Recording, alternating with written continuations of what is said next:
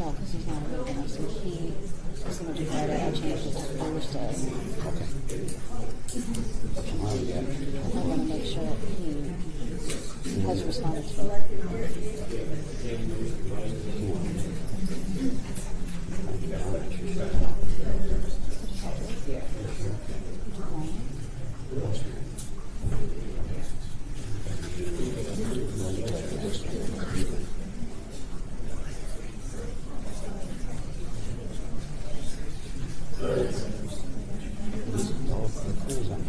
Next day. So we only got 3 plus 3. It's not. Is it ready? You get it on your appreciate it. Well, I know. I know it's not. I know it's not.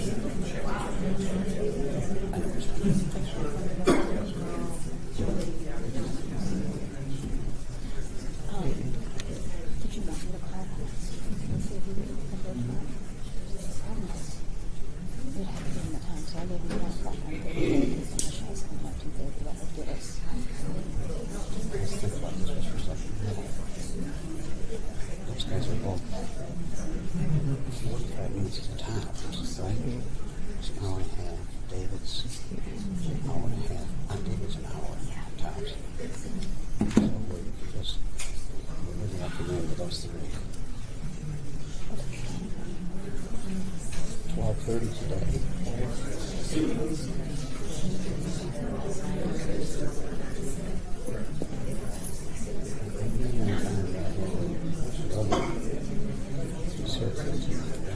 Did you ask?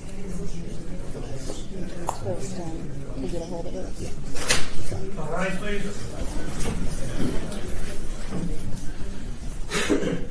Please be seated.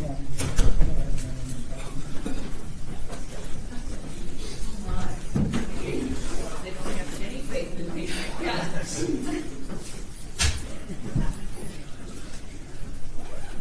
There's a whole stack of them. Oh, bang. Normally, ladies and gentlemen, we would not allow a lot of refreshments, so shall I say, in the courtroom, but because we need to turn up the. Okay. Anybody else? We're not all that wild and woolly about it, but I would prefer that they be turned off or at least silenced. I am going to allow water to be taken to the stand because people are anticipated to be talking for a long time.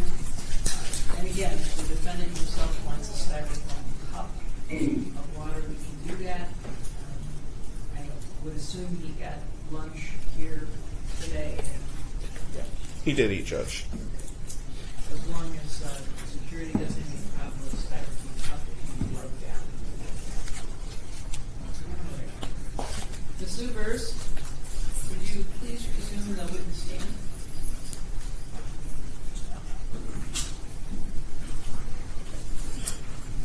If there is anyone in my courtroom who is a subpoenaed witness, I would ask that you go to the hallway and that you not discuss your testimony with anyone until after your testimony, and then only the people who are already testifying. Ms. Ubers, I would remind you, you are still under oath. Yes, ma'am. This matter is statute 252286. We were, Pictures on now. not just yet, I will. We left off during the time period of September 2010 through November of 2010 on that period with you and John living together. Yes. Okay. During that time frame, did the defendant have 2 phones? I believe so, yes. How many of those were active during October and November 2010? I believe only one of them ultimately was because the phones on the plan that he and I had together were shut off for non-payment. And did the defendant return one of those phones to you? believe so. Do you recall having a plan with that second phone once the boys started counseling? I had a plan. It was not with that phone. It was a different phone, but yes, I did have a plan that was just for, on the advisement of their counselor, for Andrew to be able to use it if he ever was scared or needed to call in an emergency. Okay. And was that phone ever activated? The phone was activated, but I don't recall.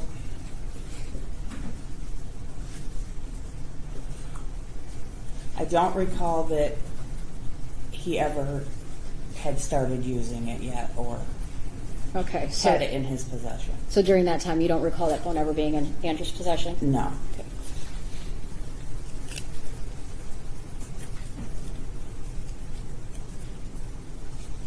Your Honor, may I approach the witness? You may.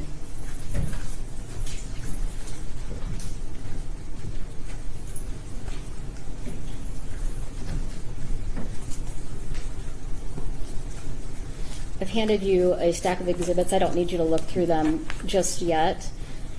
They're marked with numbers on the bottom, so when we want to talk about a specific exhibit, I will identify that one for you. Okay. And Mr. Amadeo and I agreed that she could have the entire stack at this point. Just so the record's clear, Judge, I reviewed, I stipulate, I have no issue with them being up there. Thank you. Is there a copy for the court since all of this has been stipulated to, or is that the only? I will give you those copies when she's done, but I will be displaying them up on the screen as well. Thank you. During the time after you came back from Florida with the kids, what was John driving? He was driving a Dodge Caravan. Can you look at Exhibit 54? Is that the Dodge Caravan that he was driving at that time? Yes.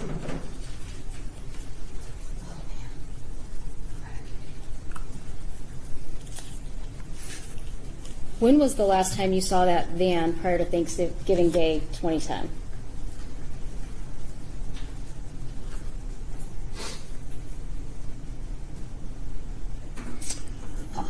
Probably the Wednesday, the 24th Of November? November. It would have been in his driveway. And you think you would have had an opportunity to see that on Wednesday the 24th? It's possible. It might have been the 23rd.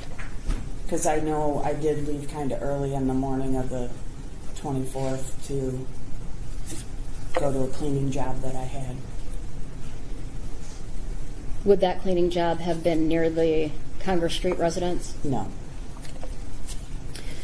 The last time you saw that van, was there any damage to it?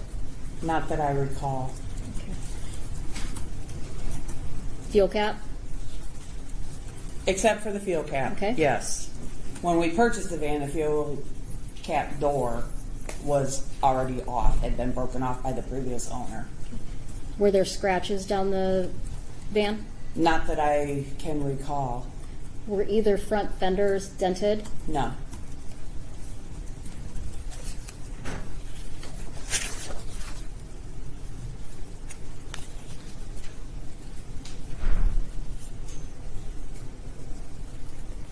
I believe you testified earlier that you knew that the marriage was essentially over in September, but you were kind of telling the defendant that you wanted to work on the marriage. Is that accurate? Correct. Is that still true in November of 2010? In the beginning of November, yes. Did that change at some point? Yes, it did. Do you recall when? The beginning of the week of Thanksgiving, so like the 21st, 22nd maybe. Do you recall what day of the week it was? A Monday night. Okay, so if that was November 22nd, does that sound accurate? Yes. 2010? And November 22nd, 2010, how old are the boys at this time? 5, 7, and 9. What happens on the 22nd? I pick the boys up from school and we go home. And at some point in that night, one of them asks me if I had ever been in jail. Okay. And I said yes. Why? And they proceeded to tell me that while they were with their father that weekend, he told them that Mommy had been to prison and that she was a sex offender and on the sex offender registry. Okay. So the 22nd is a Monday, and according to the court order you read, you would have gotten them back originally on Sunday night. Correct. Did And you? I did not get them back on Sunday, and that was an agreement between the defendant and I. I was going to school online, and I had a big project that was due, and so I asked him if he would be willing to keep the boys overnight and take them to school on that Monday, and then I would pick them up from school because I knew I was going to be up late, and I did not want it to interfere with getting the boys to sleep. And Okay. So the boys start telling you these things. Do you have plans for the evening of November 22nd once the kids go to sleep? not that I can recall. Do you know if the defendant was supposed to come over to your house after the boys went to sleep? I don't remember that, but it's possible. It was his birthday. November 22nd was his Yes, birthday? Correct. So the boys tell you this. What do you do with that information?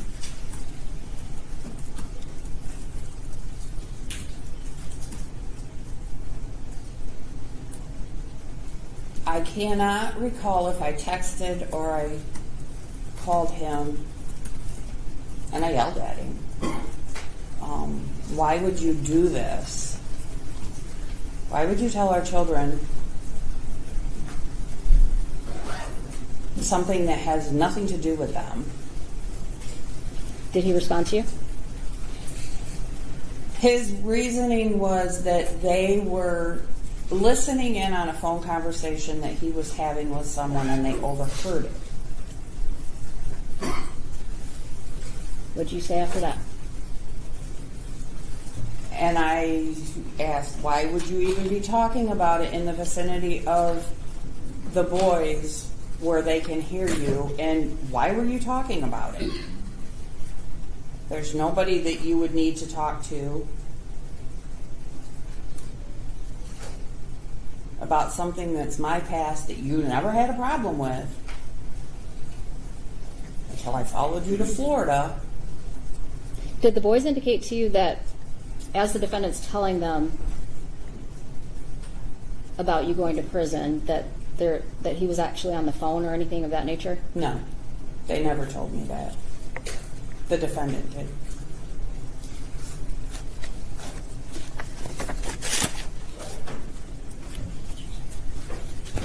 What do you do after that phone conversation? I,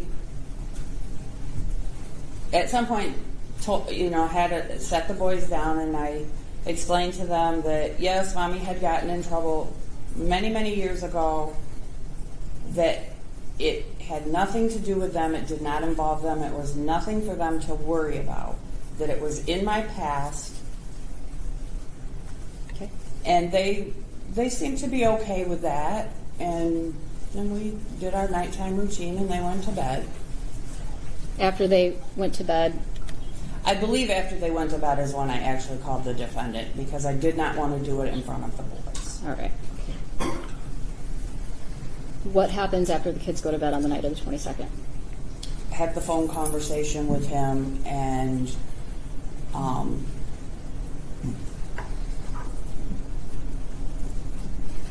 I don't want him to come over. I don't want to see him. I really didn't want to talk with him, but I knew I needed to address it. Can you describe how he reacted to you being angry with him?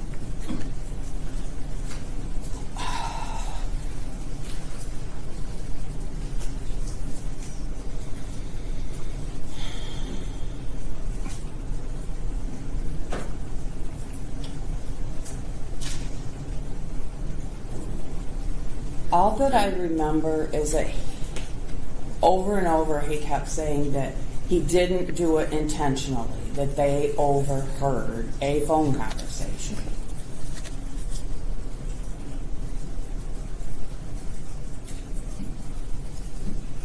So that's on a Monday night. So then does the defendant get the kids for visitation on Wednesday per the court order? Yes, and actually that was the Wednesday before Thanksgiving, and we had agreed to share the holiday. Okay. He wanted to get the boys to go to Thanksgiving dinner.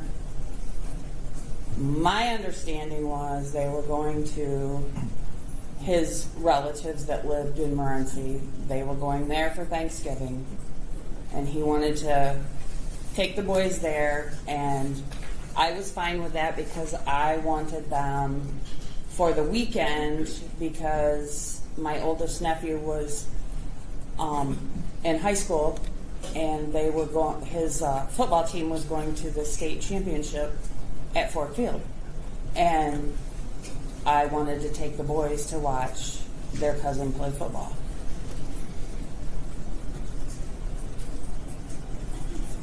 At what point in time did you and the defendant have the conversation or come to the agreement about Thanksgiving parenting time?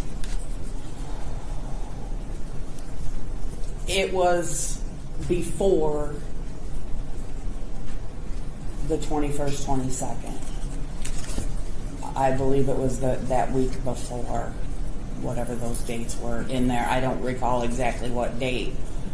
Okay. So before the argument on the 22nd, Yes. you guys had already agreed that he Yes. would get some additional time? Yep. Okay. Do you know when the children were supposed to go with the defendant? I had told him the normal time, which is 3 o'clock on Wednesday when school would be out. They did not have school that day. So I had a prior commitment of cleaning a house. And so I dropped the boys off at my mom and dad's house on Locust Street. And then he was going to pick them up from my parents at 3 o'clock. And then he would have them until 3 o'clock on Friday. And then they would come back to me. Okay, Friday the 26th? The 26th, yes. I'm going to go back just a little bit to the argument on the 22nd. When you confront the defendant about saying this to the kids and he tells you he's on the phone, does he say who he was talking to on the phone? I believe he told me it was his sister Lucinda.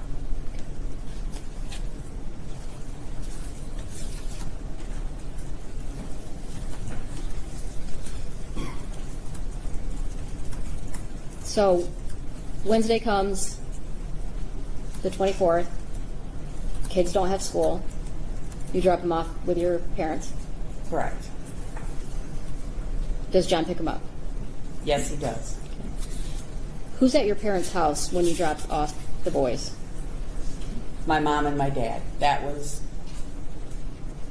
yeah, they were the only ones there that morning.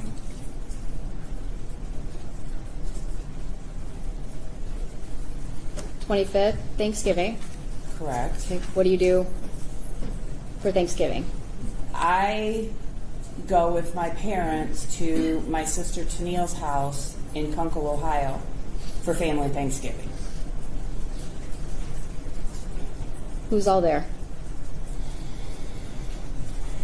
My parents, my sister Tennille, and her husband Robert, their 4 children, and I don't remember if anybody else was there. There may have been, I don't recall. When you say your sister's house in Kunkel, would that be Tennille's house? Yes, to Neil's house. All right. And were your parents there? Yes. Nieces and nephews? Yes. Did you ask the defendant if the boys could go to that Thanksgiving dinner with you at some point? I don't think I did, because I knew that we had already agreed that he would have them Thanksgiving Day to do his family Thanksgiving. After the blow up on the 22nd of November into Thanksgiving Day, are you and the defendant communicating?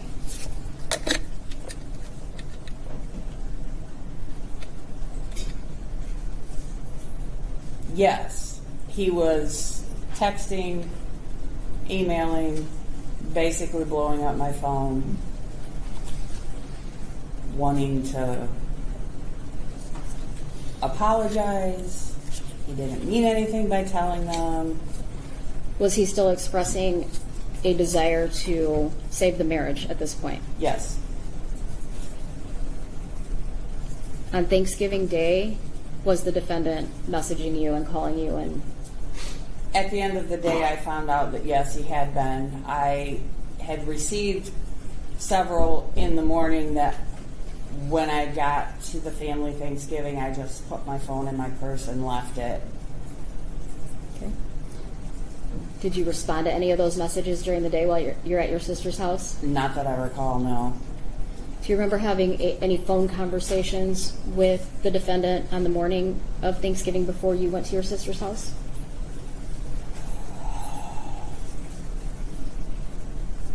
I do not. Do you know if there were any text messages from the defendant the morning of Thanksgiving? I know that there were, yes. And he may have tried to call me. I don't recall answering. I just know that it seemed like my phone was notifications for text messages. Do you recall the morning of Thanksgiving if the defendant had asked you to come to his house, his residence? He did. I do remember that part. Text. He wanted me to just stop by for a minute, and I recall that I told him, I don't have a vehicle. I'm not the one driving. My parents are picking me up, and no, we're not stopping at your house. Do you recall what time you left your home to go to Thanksgiving dinner? Probably around 11 a.m. Do you remember approximately what time you got back? I know it was evening. It probably was dark because we played games and board games. We like to do that.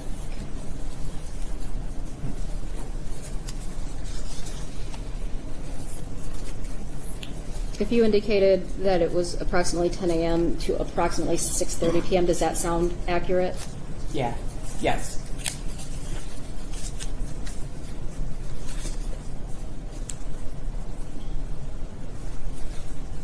When you get home from your sister's house, do you have any communications with the defendant? Yes. How? Text, message, phone call, what is it? Phone call. What happened?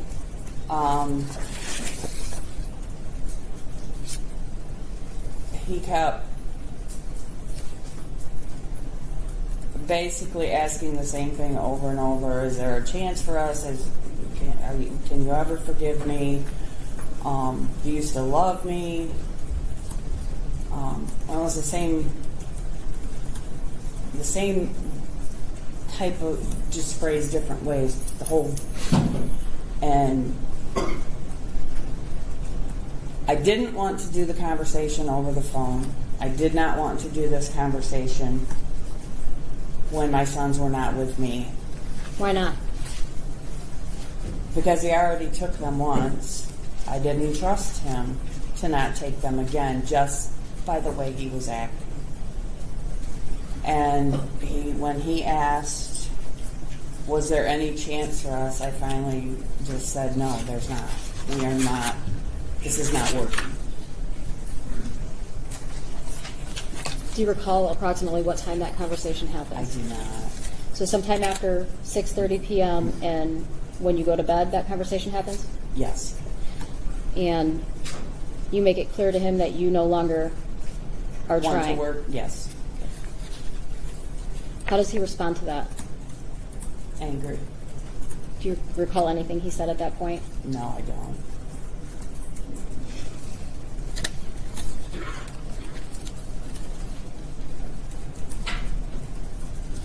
Do you recall hearing the kids in the background on that phone conversation? I do not recall if it was that conversation. One of the,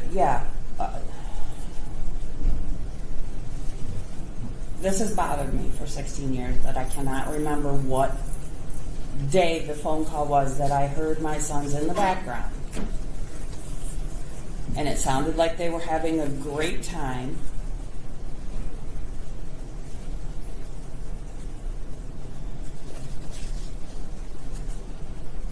One moment, Your Honor.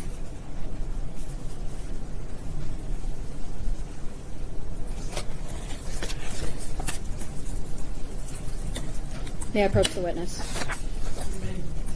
I'm just going to have her read this to refresh her memory.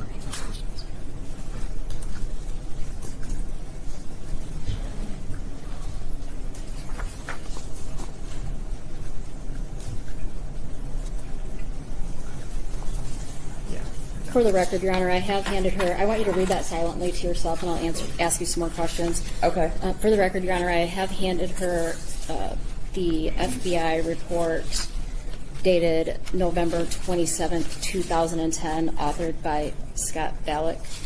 And Judge, just for the record, make the transcript clear, I did review it, I stipulated as such. November what? What date? November what? 27th, I apologize.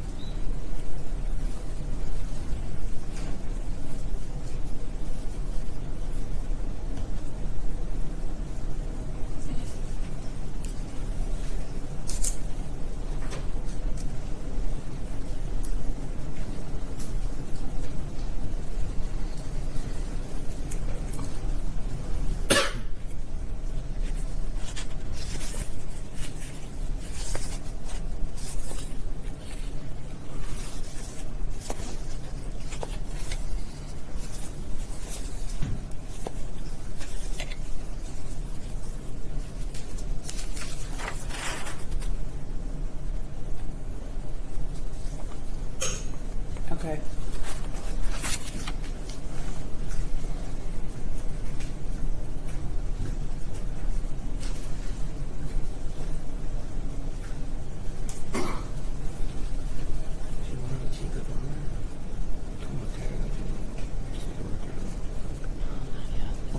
Does that help you remember It a little does. bit? Okay. Yes. So, Thanksgiving morning, did you have a phone call with John? I did, and that's the phone call that I heard the boys in the background playing video games and having a good time. Do you recall approximately what time that was? Probably 9:30 A.M.? a.m. Yes. Okay. Did you have and so then the second phone call is where you tell John things are over? Yes. And I did not hear the boys that time. Okay.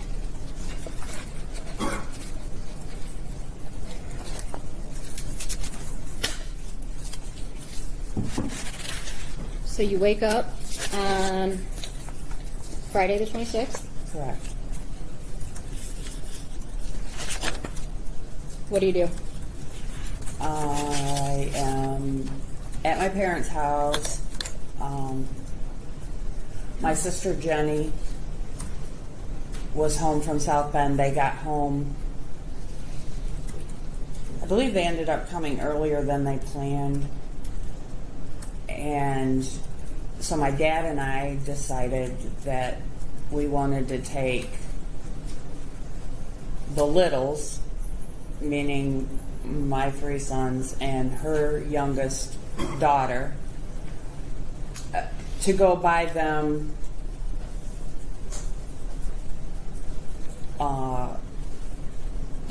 Hudson Tiger gear to wear to the big football game. So your nephew, did he play for the Hudson Tigers? He did. And they went to some sort of championship game? Yeah, the state championship State game. champions. Yes. And that would have been Saturday they were planning? We were going to go on Saturday, the 27th. All right, so do you recall approximately what time you tried to get a hold of the defendant on Friday? I believe it was around 10 or 11 a.m. I texted him and wanted to know if there was any chance that I could pick the boys up a little earlier so that we could go and get some clothes for the football game. And John, I apologize. Just for a point of clarity, I believe the witness said the game was on the 27th. Did she mean the 26th or the 27th? The game The is game on was on the 27th. of That's Saturday? Yes. Okay, thank you, ma'am. Yes. But you wanted to pick them up on Friday so you could get them some gear. Right, I wanted to pick them up early. They were supposed to come back to me at 3 o'clock on Friday, but I wanted to, if they weren't doing anything and he was agreeable, that I could pick them up and take them to maybe find him a t-shirt or a sweatshirt. If the records indicate that you texted him around 11:16 a.m. on the 26th to discuss getting the kids back early, would that be accurate? Yes. So you text him and ask him about getting them back early, and what does he say? He says, we are not home right now. Okay. And I remember thinking that was kind of strange because from where I was living, I could see his house driveway from my kitchen window, and his van was in the driveway. Okay. I want you to look up at People's Exhibit 3. I know Yes. that's kind of far away, but from the cameraman's point of view, where is that picture taken from? That is taken from the front porch of the Congress Street house, and across that empty lot, the back house with the brown roof. It looks kind of white or beige. Can I hand you this Yes. highlighter and you indicate for me where that's at? Yeah, just walk up there and point it out, please. Right here. This house. For the record, I don't know how to describe this other than it appears the beige house almost directly in the middle of the photograph. I'll stipulate to that, Judge. I just, Frankly, I'm going to describe it a little bit. There is a tree on the opposite side of the street, and it is the second tree to the left, or the second house to the left from that tree. Would that be accurate? it seems I accurate. think that one is a garage, but yes. It's Second structure. yes. Okay, That's fine. that works for me. That works. So there's a kitchen window there. It's very hard to see it in this picture, but there's a little kitchen window, and if you're all the way Are we to the looking at west. your mom and dad's house? No, this is was it 617 Maple Drive, I believe was the address. I had found a house. My daughter was getting a divorce, and she and her husband both had moved out, and so I was living in that house for the time being. At what point in time did you move to that 617 Maple address? End of September, beginning of October. Okay. So you can see somewhat his Yes, residence you on could. Congress. I could see his driveway, so I knew that morning his van was on the driveway. So you guys are texting back and forth. We're texting back and forth. He's not home. I said, okay. Well, let me know. Is there any way like we could be home by 1 o'clock? Or I don't remember the exact time that I said, but get home a little early. Well, his response, I don't know because I'm not the driver. I'm not driving. My friend Joanne is driving. We went there and spent the night with Joanne and her husband and their kids. Okay. I'm like, okay. Can you give me a ballpark figure? Like, what's the earliest you could be home? And initially it was 1 o'clock, then it was going to be 1:30, and I don't know if I'm getting that time right.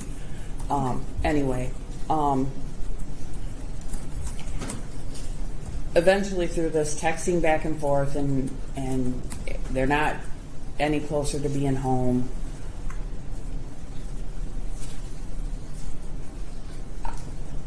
I arrived back at this house. Okay.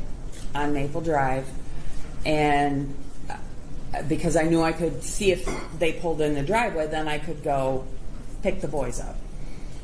And I observed a vehicle pulling in his driveway, and I saw a woman get out and walk toward what I assume was the front door. Approximately what time is this?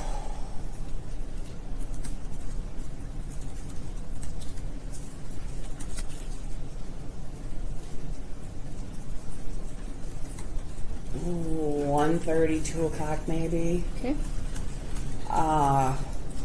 What else do you see?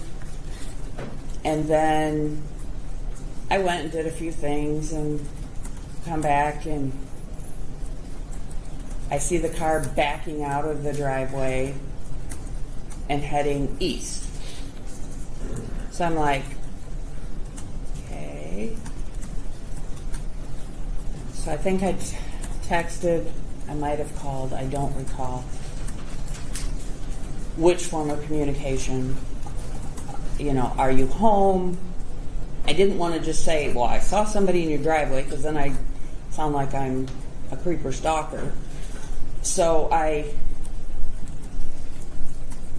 say and ask him if the boys are, any closer to home. And at some point, I believe he calls me. He says, well, I haven't been completely honest with you today. I'm not with the boys. I'm at Fulton County Health Center because I hurt my foot this morning, and so I'm here getting it checked out. And I said, then where are my sons? Well, they're with Joanne. They're by themselves with Joanne. I said, okay, do you have Joanne's phone number? Well, not on me. Eventually he tells me that it's on a piece of paper at his house, but his house is locked up and I can't get into his house. I'm going to stop you right there. Does he tell you how he hurt his foot? No. At this point he doesn't.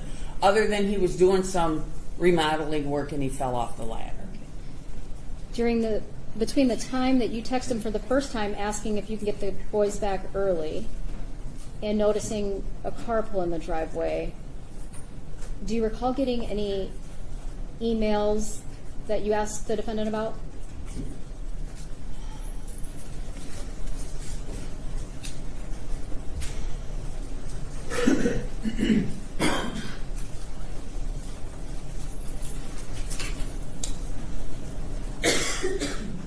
I do not. I'm sure that I did, because it seemed like every 2 minutes I was getting some form of communication from him.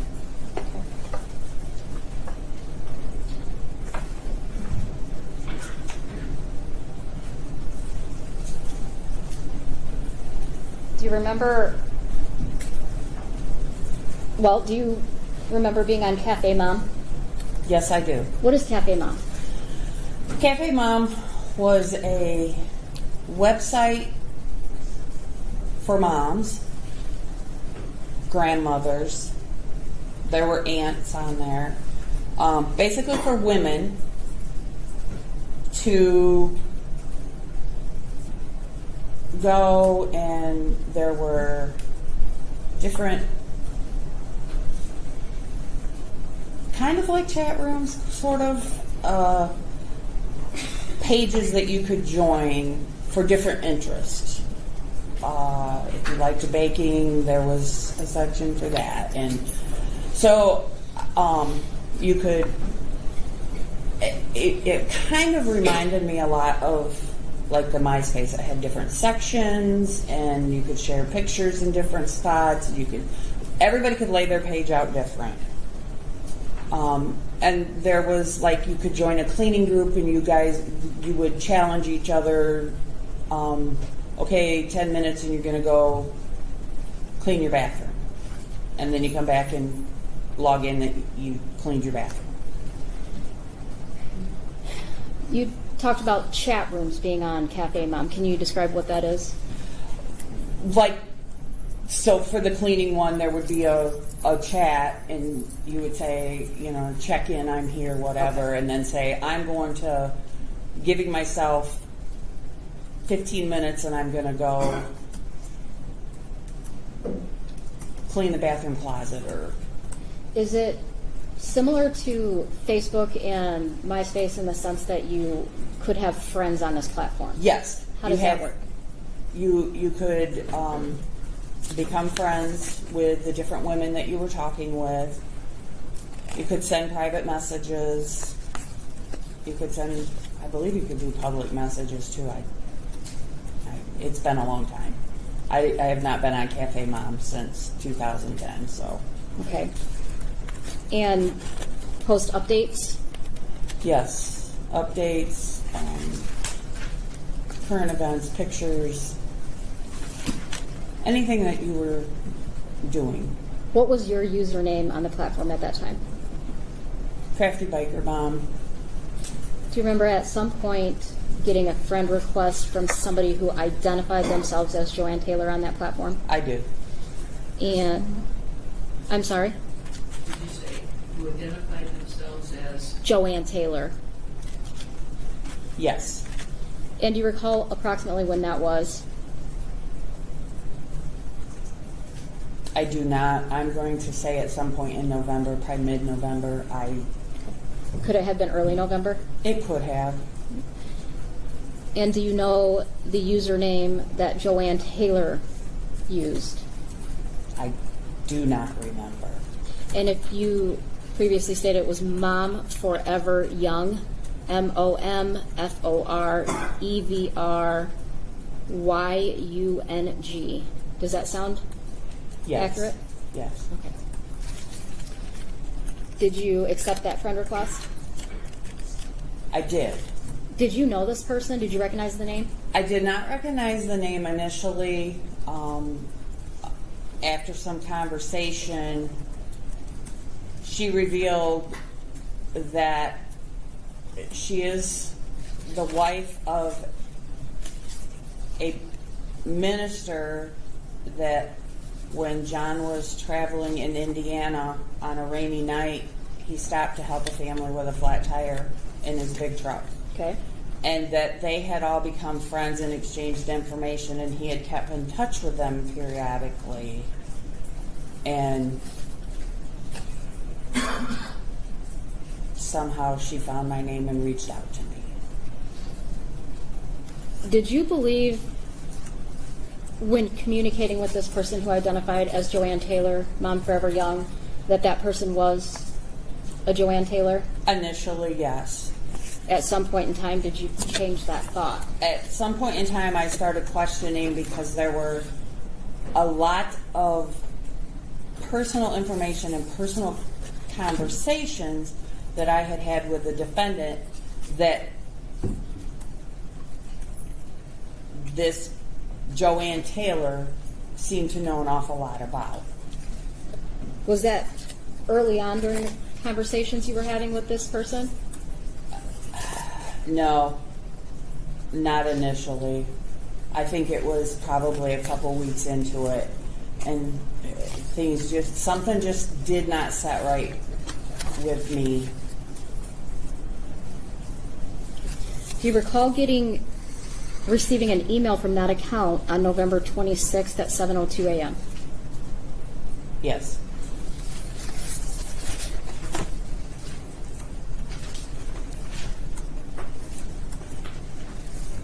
And so that would have been on the 26th, the same day you're supposed to go get the boys, correct? Correct. I'm just going to have to read the email. That's fine.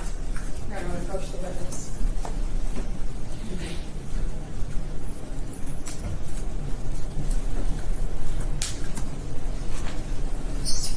Sorry. I've handed you people's Exhibit 49, and there's a little flag on the corner of the page.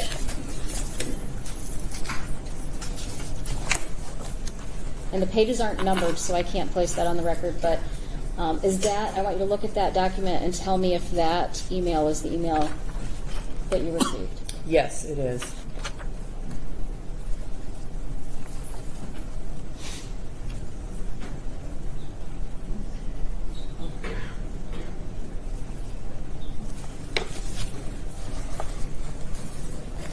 Can you go ahead and read that email? Sure.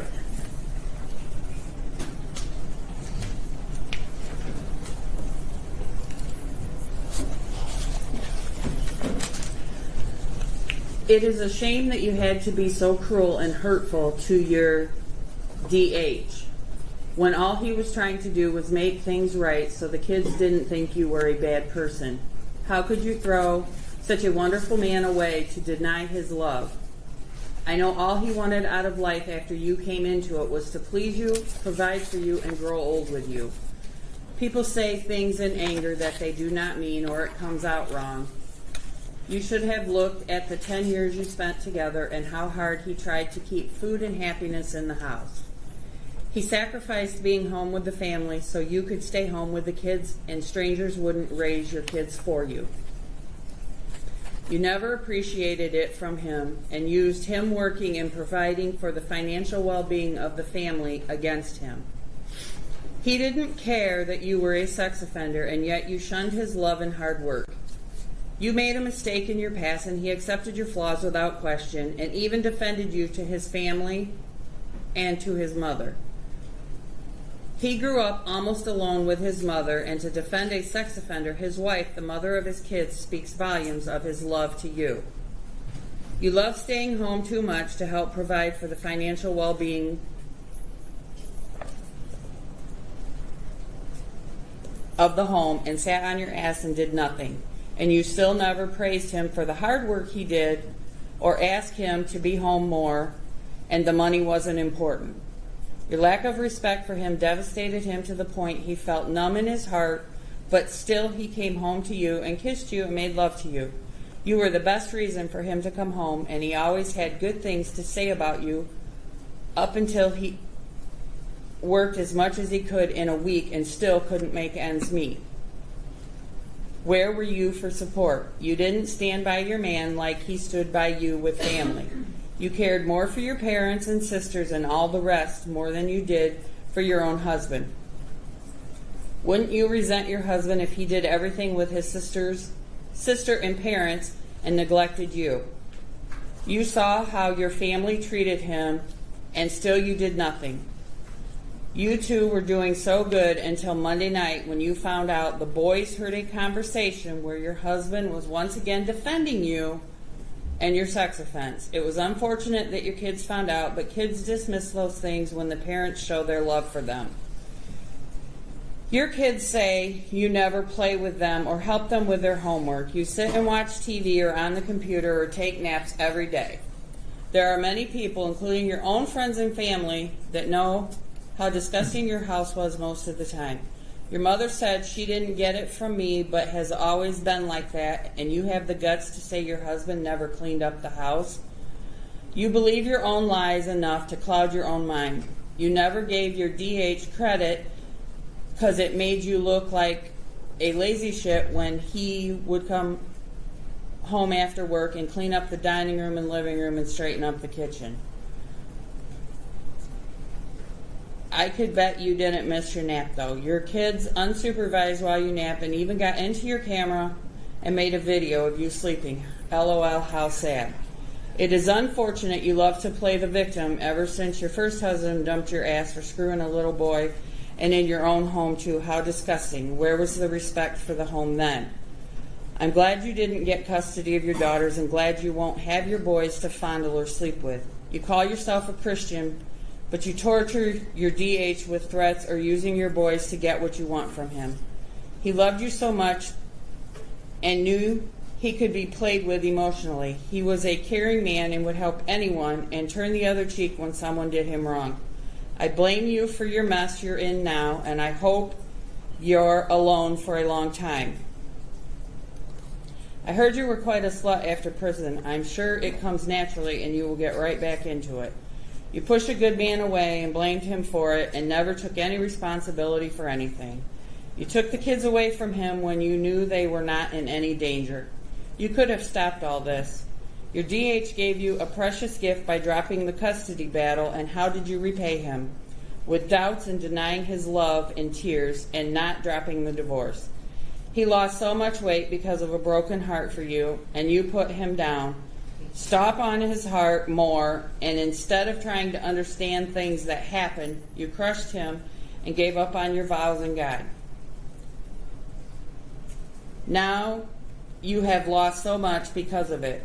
Do you feel better now knowing that the man who loved you more than life is gone because of your rejection and accusations? You have lived with being a sex offender for 12 years. Did your kids look at you any different when they found out? Did they become afraid of you after they found out? I doubt it. And yet you ignored your DH when he tried to explain what happened and persecuted him for it because he didn't tell you in the time you thought he should have, and once again denied his love. I went through marriage problems and wouldn't want to be in your shoes, to go through the heartache you're facing, but you could have made things better and been a happy family if only you didn't think your DH was like your ex. You wanted to hurt your DH before you got hurt again, but the crazy thing is your fear got the best of you and you hurt a good man. John just dropped off his sons with me, and I will be watching them until he returns. They are in good hands, so please don't worry. He said it would only be a few days. It is nice of you to let him have the boys for a long holiday weekend, though. There's a number of times in that email that the term DH is used. Do you know what that means? Dear husband or darling husband Okay. is what the moms and the wives on Cafe Mom would use. When you get this particular email, do you have any thought on who you believe is sending that? I do. And who did you believe was sending that? John Skelton, the defendant. Why did you believe that?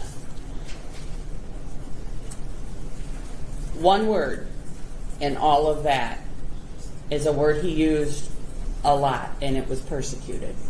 And how did he use that term with you? Different times, he would say, like,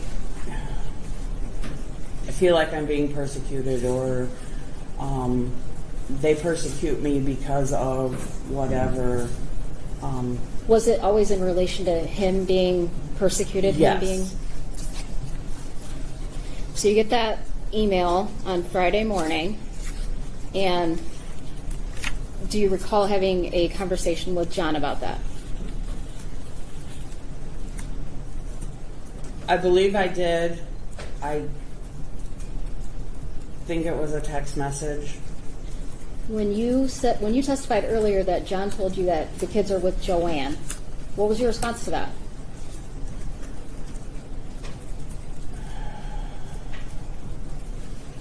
Well, initially, yes. When he told me that, are you saying when he told me he wasn't being truthful with me and the kids were with her? Yes. Okay. I I wanted to know how could I get a hold of her so then I could just make arrangements with her.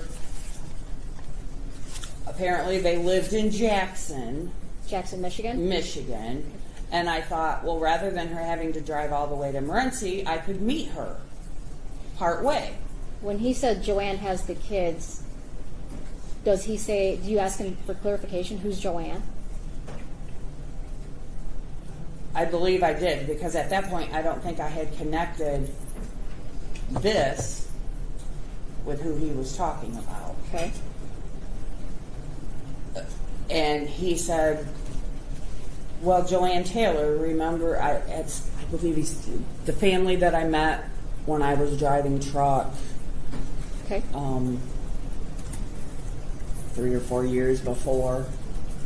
At this point, do you become concerned at all? I think I'm wondering, like, okay, that's kind of weird. Like, my kids are with some people they just met and you left them overnight. Had the kids talked to you about somebody named Joanne prior to this day? No, they had not. Had they talked to you about meeting any new children before this day? No, they had not. Did your kids have conversations like that with you? Oh, yes. So at what point do you become concerned about the children? When he tells me he is going to that he's in the emergency room, and I asked him if the kids were with him, and he said no, that they were with Joanne, and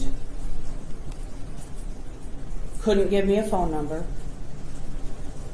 which I found kind of strange because you had to have talked to her on your phone. It should be in your call log, but he didn't have a phone number. It was at his house. It was locked up. I can't get in the house. She's going to call me when she gets to town. Did he indicate, he being the defendant, indicate to you that this Joanne person was going to be dropping the kids off to you at some point? Yes, he did. And did he tell you what time? 3 o'clock. Did that happen? No, it did not. Did you end up making any further phone calls to John when the children were not dropped off?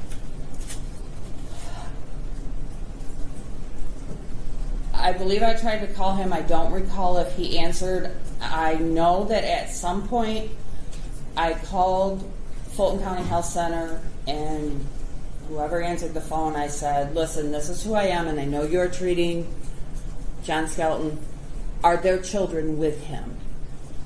And they informed me, no, there were no children with him. He was by himself. Okay. At this point in time, after you have this conversation with hospital staff, do you become somewhat alarmed? Yes. Why? Because I have no way of getting hold of this person who has my children. It's getting closer to 3 o'clock. He doesn't seem to know where my kids are. Are you being told at this point a different story regarding how he's hurt himself? The second phone call to Fulton County Health Center, I called to speak to the nurse in charge of his care, and they asked me if I was married to him, and I said, we are legally separated, but we are still legally married. He said, okay, you're his wife. I can tell you John is being treated because he tried to hang himself earlier today. Okay. You become alarmed at that point. Very alarmed at that point, because now, how am I going to, I have no way of knowing how I'm going to get a hold of this person, because obviously he's not going to be treated and released. So I called my attorney. And Based on that conversation with your attorney, what do you do? he wanted me to wait till like 4 o'clock, and I waited till 3:15, and then I called 911. Called 911. And I said, I need an officer at this address, 112 East Congress Street in Morenci. And I was informed that there was no officer in Morenci at that time. They had actually taken someone to the jail. And I said, then fine, I need you to send me a sheriff's car. I need law enforcement now. Does law enforcement eventually respond? Yeah. Approximately what time? I think it was around 4:30. Okay. I mean, it was it was very long and frustrating. We made several phone calls and just kept telling us that Morenci has an officer on duty, and when he gets back, he'll call you. And so approximately 4:30,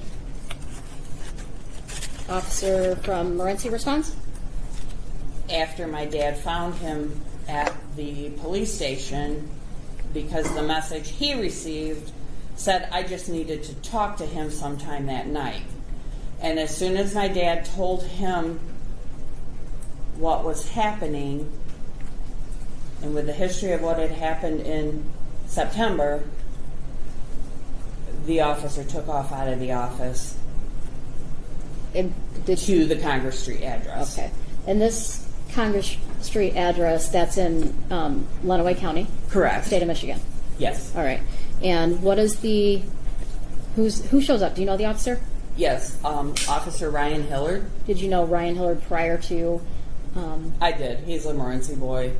Okay. Graduated from Morenci schools. Okay. I knew his mom really well. Okay. Did you guys hang out? Or, No. Okay. No. Outside of that? Okay.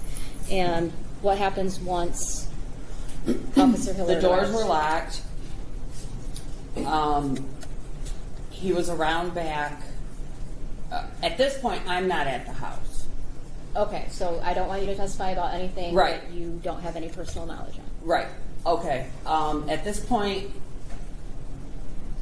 I have an aunt and uncle that lived about 5 houses away, and my sister told me maybe you need to go down there because we didn't know what we were going to find in the house. Okay, so do you go to the Congress Street house? My sister and her husband are at the Congress Street house, and I'm on Congress Street, but I'm like 5 houses away at my aunt and uncle's, waiting for somebody to come and tell me if they found my children in the house. Okay, and when you say your sister and her husband, that would be... That would be Tennille and Robert. All right, so does the officer get into the house? He does. Did you find your children? No. Okay.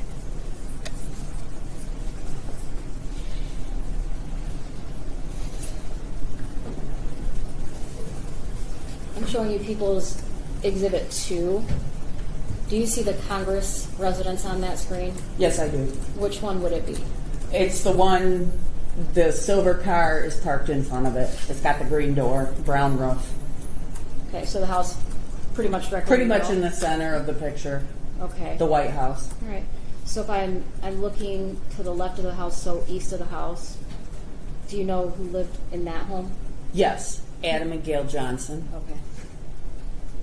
And this would be, so the last photograph I showed you where you could see your house. Correct. That would be This is the opposite side. direction. Okay. Correct. All right. And then behind the home, there would be the back door? Yes, there's a back door. There's a little walkway between the garage and the house on the west side. There's a walkway that goes back to a fenced-in backyard. On the 26th, did you enter the home? No, I did not. At some point in time, did you enter the home? I did. Do you know what day that would have been? It would have been on Saturday the 27th, 27th. and I was accompanied by law enforcement. Okay, before we get to that, Friday the 26th, after they clear the residence, no kids are inside, what do you do next? Went back to my parents' house and waited. Officer Hillard had said that he had contacted Chief Weeks and that he was coming back to Morenci from family holiday. And I waited to hear something from Chief Weeks or Officer Hillard as to what are we doing. Okay. Anything else Friday night? I think it was about 11:25 p.m. an Amber Alert was issued. During the time that John goes into the hospital and the Amber Alert is issued, do you have other people you're calling to come sit with you at home?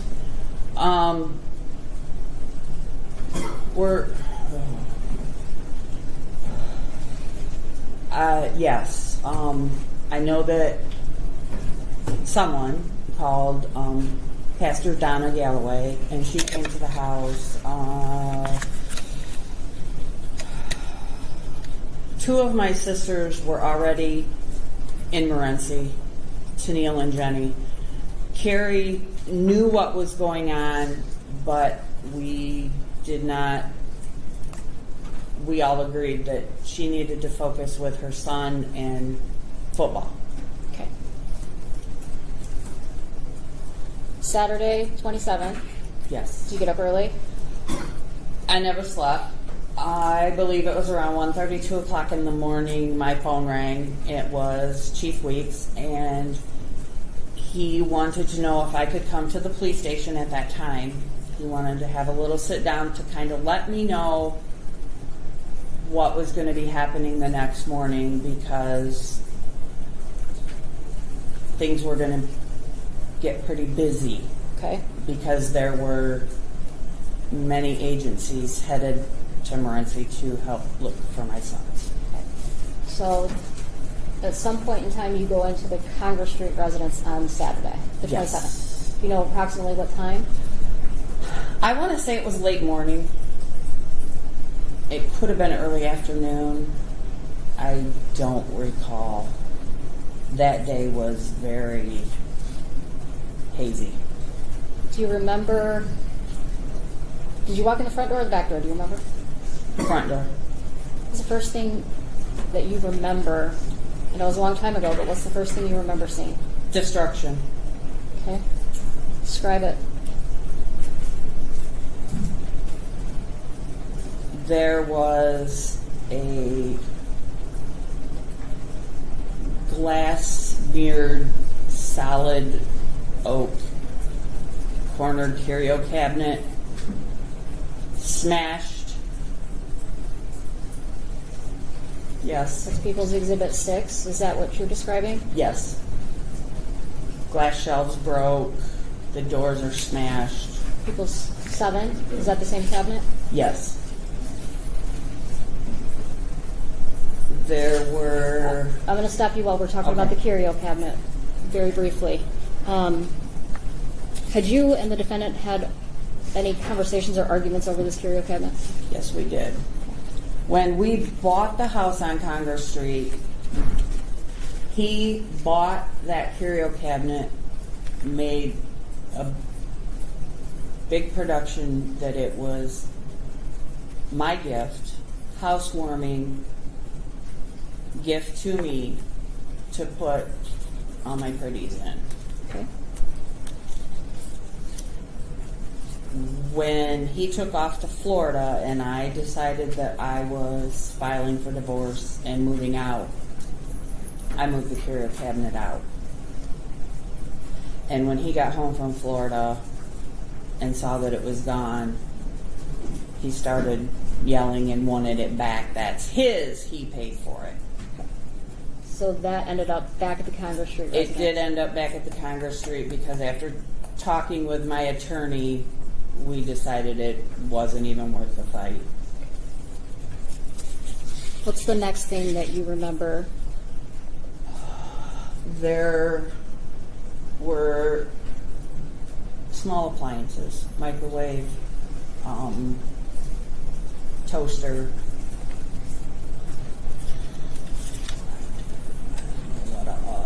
food processor, lamps, anything that had a cord on it, cords were cut off. Okay. I in school, I was a baton twirler, and my batons were cut into little pieces laying on the dining room table.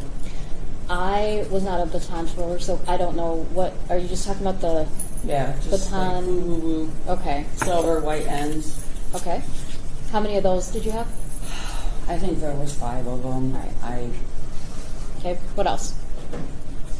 There were keys cut into pieces on the dining room table. People's Exhibit 8. Yes. And what are those? Whose keys are those? It looks like keys to the van. Maybe the doors. Okay. And where'd you find those keys at? They were on the dining room table. Okay. Next thing you noticed?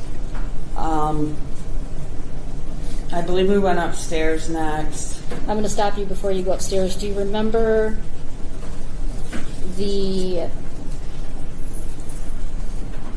Well, here's People's Exhibit 11. Is this the living room? Yes, that's the living room, and that is a former entertainment center that was being used as a coffee table. Okay. What's on top of the coffee table? Right in the middle, looks like a book opened. That is a red covered Bible. It has my name on the front of it. That was given to me in 3rd grade. So that was your Bible. Yes. And did you notice anything about the Bible? There were 2 passages that were circled and my name was written. People's Exhibit 12, is that what you saw? Yes. People's 13. Yes. Okay. So that particular verse is circled and it appears that the name Tanya is on there. Yes. And do you recognize that writing? I do. And whose writing is that? John Skelton's.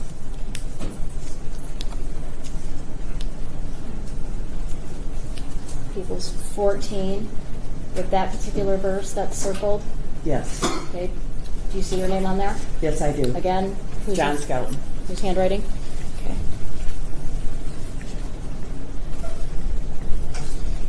And that was also in the living room. So you said you went upstairs after that.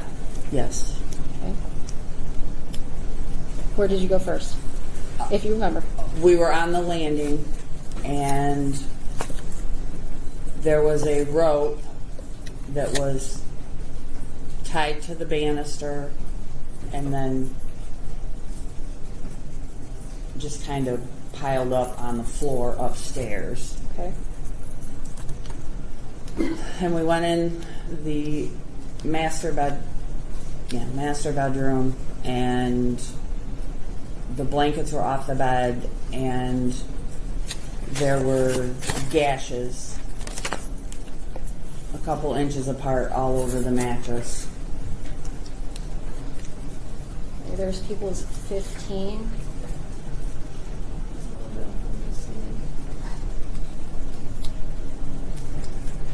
Is that the mattress you're talking about?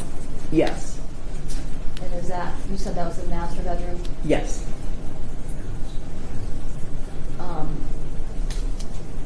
Can you just walk up to that screen and point out the slashes for me? And Sure. don't speak while you're up at the screen, please. I don't have a microphone up there.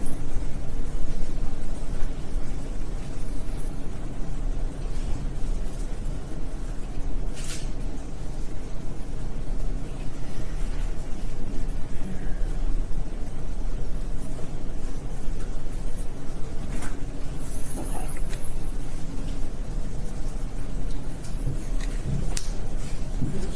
The record, mattress.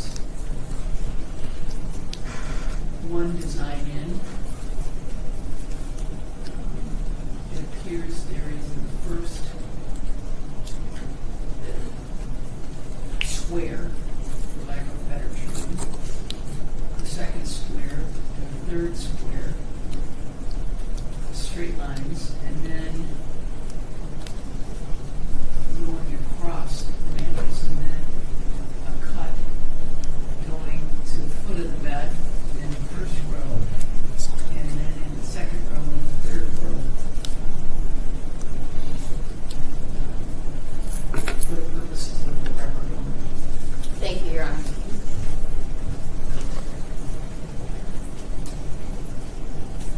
16, again, that's that same mattress from a different view. Correct.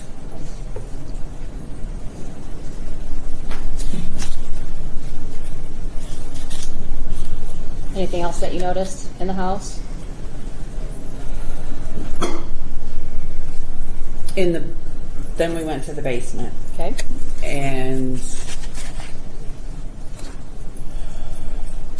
there were cake pans, because I had to do decorated cakes. There were cake pans that were bent and smashed, and that cake pan there was used for Andrew's first birthday. Okay, so we're looking at People's Exhibit 55 now. And that's a Blue's Clues cake. Blue's Clues cake pan. Okay. And how many cake pans were in the house that were destroyed, if you can remember? 10, 15, I don't. Were they all similar to this, crumpled up? Yeah, like folded right in half. Okay. What else about the basement? In the room where all the holiday ornaments and decorations were stored, I had a nice snow globe collection, and all the globes were smashed. Strands of Christmas lights were cut into different, just cut through so they could never be used again. Okay. Trying to remember. It's just, it looked like mass destruction. Did you have, and I apologize if you said this, photographs in the home that were not no longer? Yes. Eventually we discovered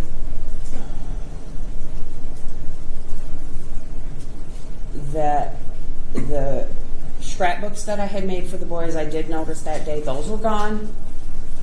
I had 3 or 4 boxes of snapshots of my daughters that when we developed film when I was married to their dad, we always did duplicates. So then he gave me the duplicates so that we both had the same, pictures of our girls as they were growing up. Those were missing. Yearbooks from when I was in high school. Cookbooks. I had a huge collection of cookbooks. Some that were basically irreplaceable. They were in my grandmother's handwriting. Never found them. Don't know what happened to them, but they were gone. I'm going to show you People's Exhibit 9. Can you identify what's in this photograph? Looks like a pair of slippers and some snow boots that belong to my sons. At this time, to the best of your knowledge, did they have any other boots? They may have had boots at my house because we had been living apart for about 3 months, so I didn't necessarily know everything that he had at his house, even though I was still in the process of moving stuff out. There's also a number of cords in this photograph. And you testified about cords being cut? Yes. Was it consistent? Was this the way they were throughout the entire house? Somewhat. There was a pile of cords as well in the middle of the driveway. Okay. Did you see that when you walked up? I think I saw it after they had me go outside to look at the van. Okay.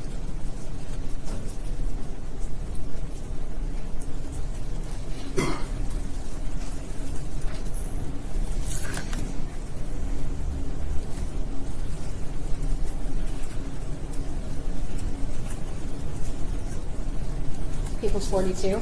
Yes. Is that the pile of cords? Yes, it is.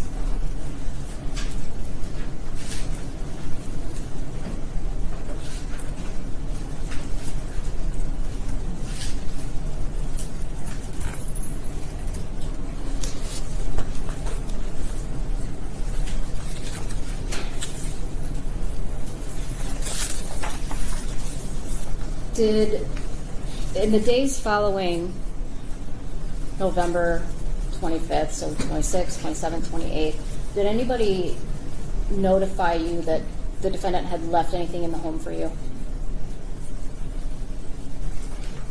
Yes, he had written me a letter, but I never saw it. Did you I see think it? at some point I read it.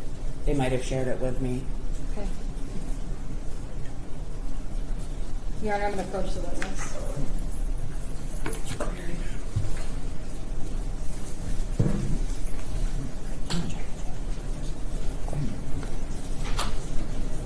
I've handed you People's Exhibit 43.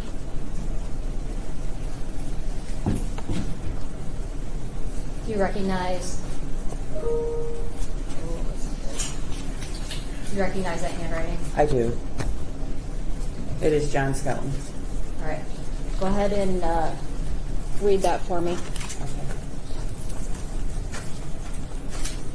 Dear Tanya, words cannot express how much I love you. Your rejection of me has killed my soul. I couldn't deal with your seesaw emotions. I am not as strong as you. You need to be strong now. Sorry I hurt you yet again. This time it was on purpose and to kill my pain of losing you. I had no one here but you. And you threw me away for an accident and my hesitation to face your fury from my phone call. I was going to tell you Monday when I came over, but I was too late. I'm sorry for that. Since you couldn't say you loved me anymore, I guess my actions today will guarantee you won't have to see me again or in heaven. I pray God will forgive me, but I know it won't happen. I would ask your forgiveness, but maybe I can't have that either. We were making good progress, and that got screwed up beyond repair. Maybe from your point of view, it is best, I think. This way, better this way.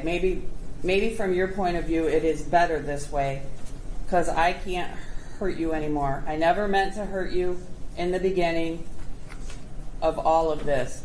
I only wanted us to prosper. May you find peace in the days to come. I wanted to grow old and die beside you as husband and wife. I'm not old, but I did die, your husband at least, in my mind. You will hate me forever, and I know this. I wish things were different, but you were hurt for no good reason and denied my love and honesty.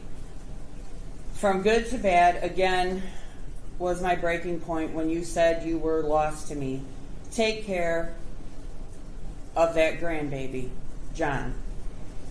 P.S. I don't blame you for not keeping my last name. You are very sexy and beautiful and will find someone new. I will always love you, Tanya. I wish it could be the same for you, but that will never be. Good luck in school and the future. When your house cleaning recently became more important than me, I knew you were gone. All the broken promises were devastating too. I didn't want the boys to see me like this, so I asked her to take the boys to the park. They should be fine. Again, sorry for messing up so much that you hate me. I love you too much to bear not being with you or important in your life. Love, John. P.S. If you can find any love there.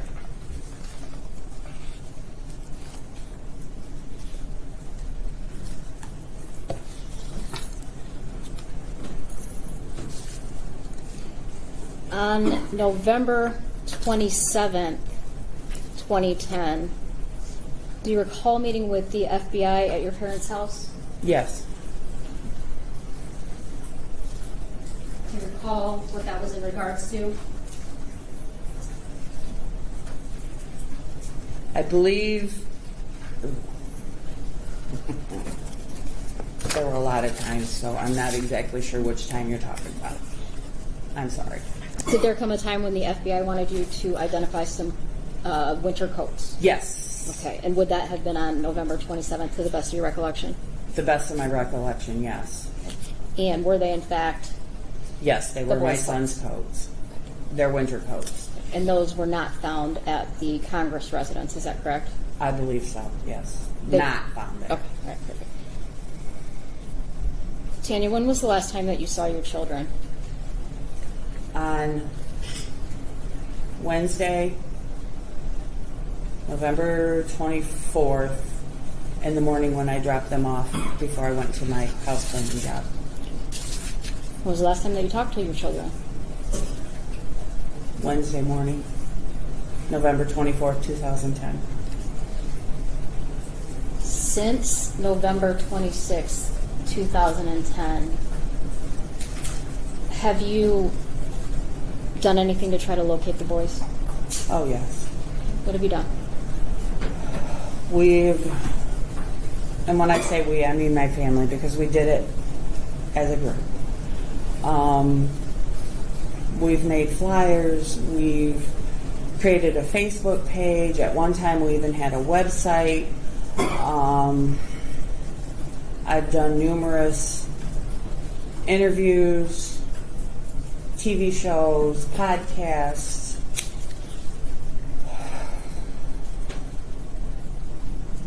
I'm going to show you 25. Yes, Is that one of the flyers? yes, it is. Where were you posting that at? All over. Every building in Morenci had them.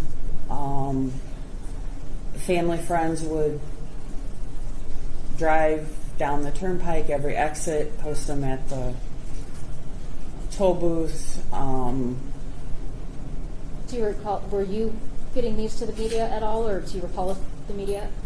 Yes. I at one time had like a group email that I would send out to different media.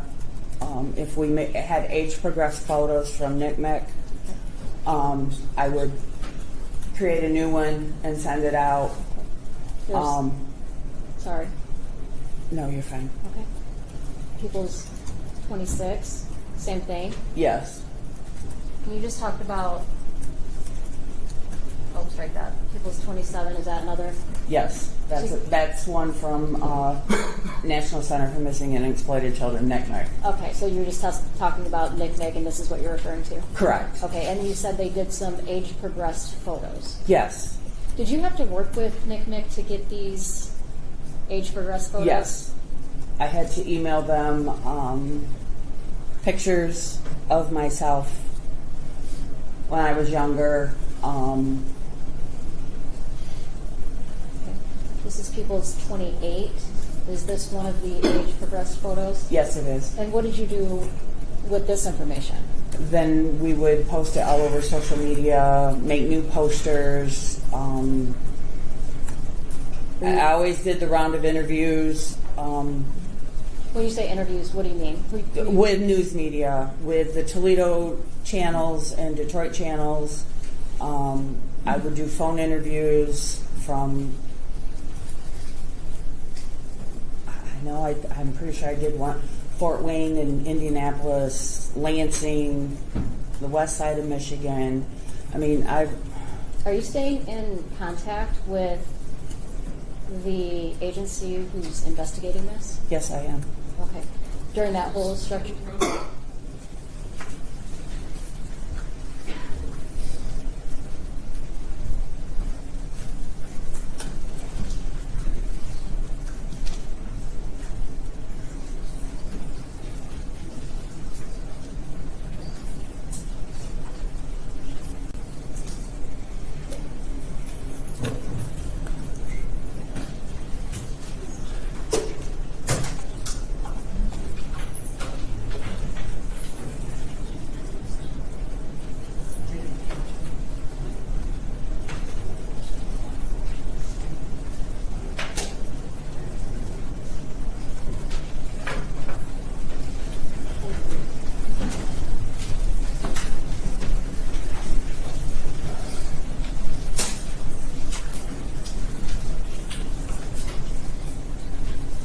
at this point in time, who's taken over the investigation to the best of your knowledge?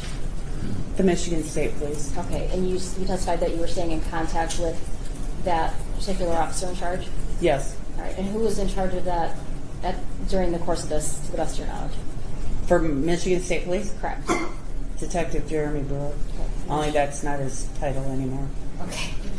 I'm going to show you one. LEWAS. Last name. Brewer, Brewer. I apologize. All right, one more exhibit, and then we'll take a quick recess. Yes. This is People's 29. This is another age progressed Yes. photo. Did you do the same things with this Yes. photo? Okay. For the record, can you spell your sister's name? Tennille. Yep. Tennille. Boy, really close. You're welcome. We'll take about a 15-minute recess with the feedback. All right, please.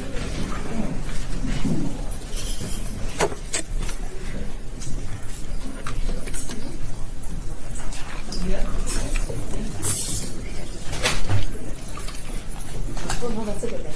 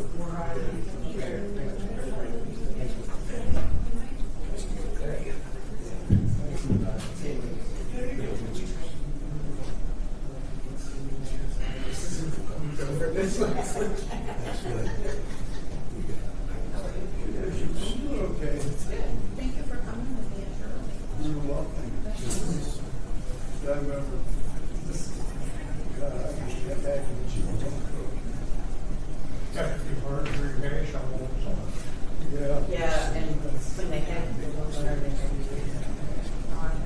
I said, certainly facial expressions really you can make expressions on the camera.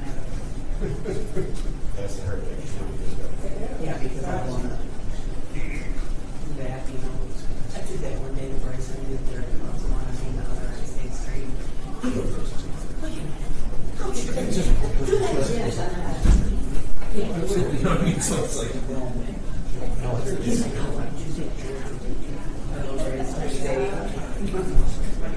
eye.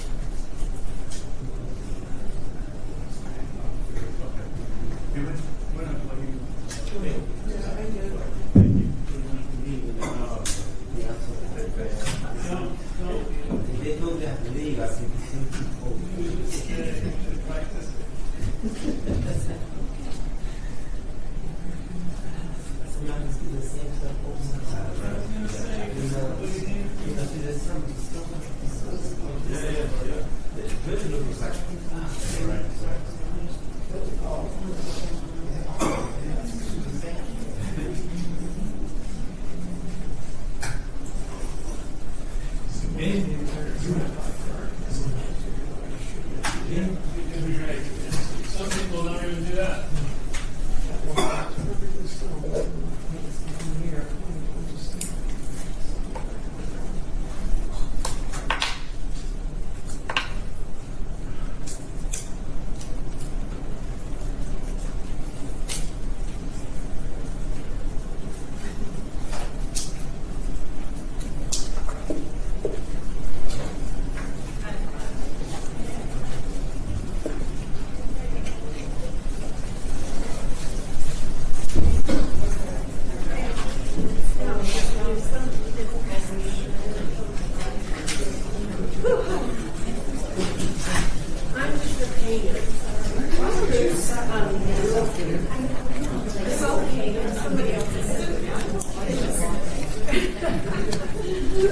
I just hang on to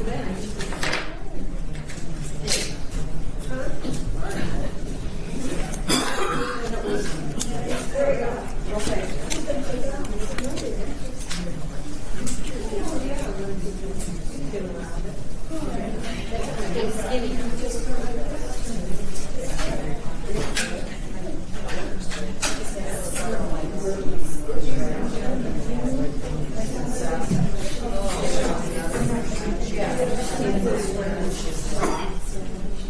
We worked together at Walmart way back then.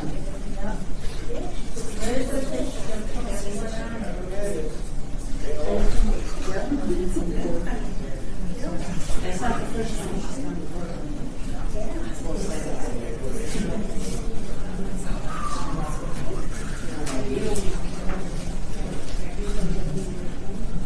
No, just right inside the living room. Well, every time I looked out at her, just laying back and forth.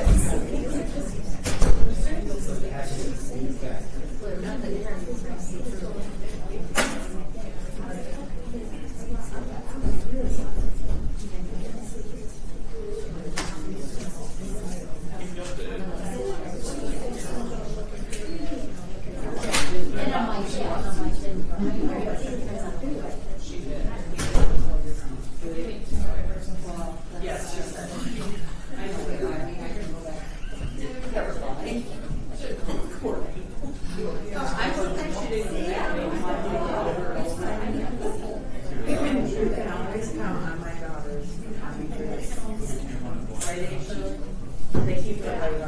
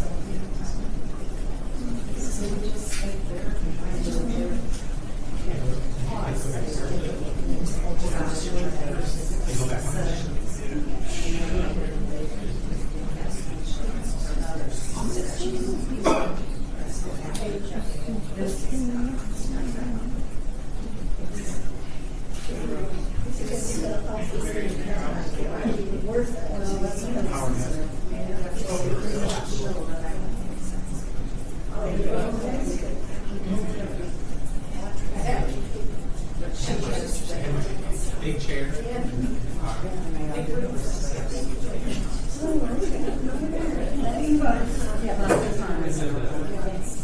this one.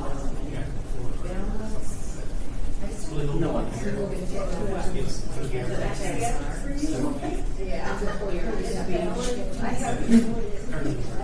She said she needs to get a turn one so she don't make clinking noises.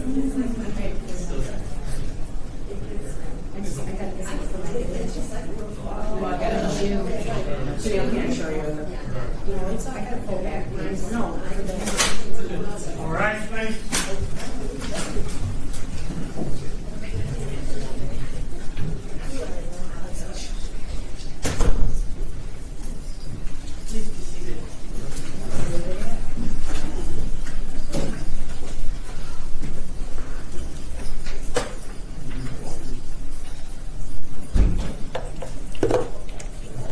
We might run upstairs. I think we kind of need the prosecutor. I'll swear you.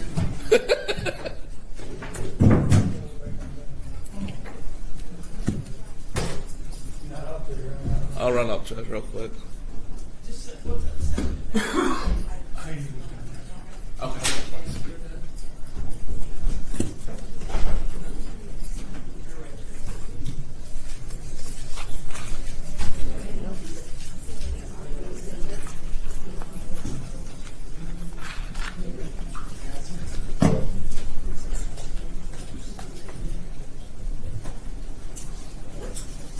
during the break, I was made aware that there has been some use of cell phones in my courtroom. That is prohibited. You may not text, you may not record, you may not photograph. If we can't follow that rule, then we'll just confiscate the door and you can have them leave. It's just that simple. All right. Your Honor, do we know if there's any recording that was made? I hope not.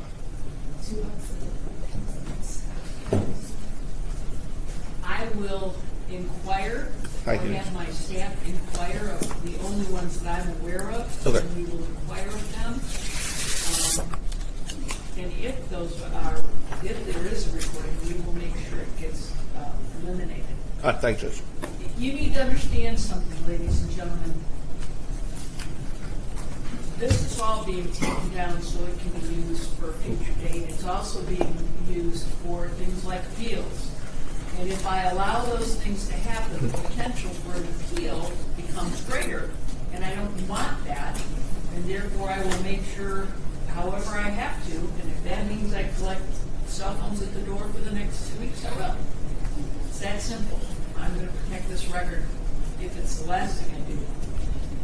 All right. Ms. Keenan?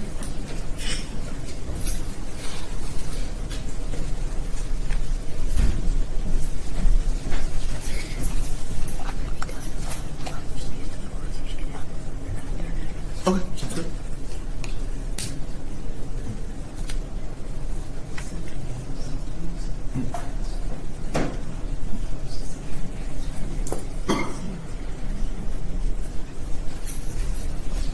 Ms. Zubers, will you retake the stand, please?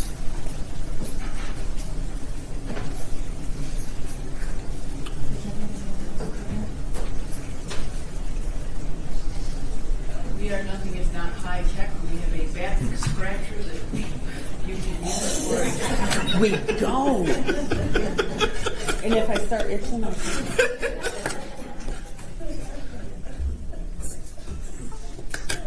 Ms. Zubers, I would remind you you were civil. Yes, Your Honor.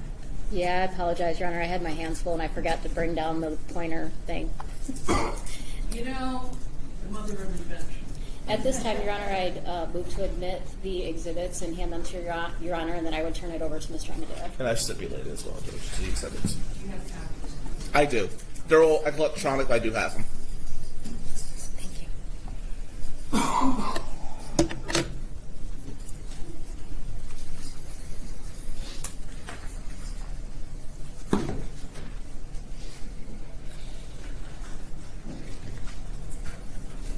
Now I inquire, it appears, at least initially, that this is a black car until I look at the bumper, and then it appears to be a dark blue. Is the whole thing dark blue? Correct, Your Honor. Yeah. We can ask Ms. Zubers to confirm. And it definitely looked black on the screen, but I believe it's dark blue, Judge.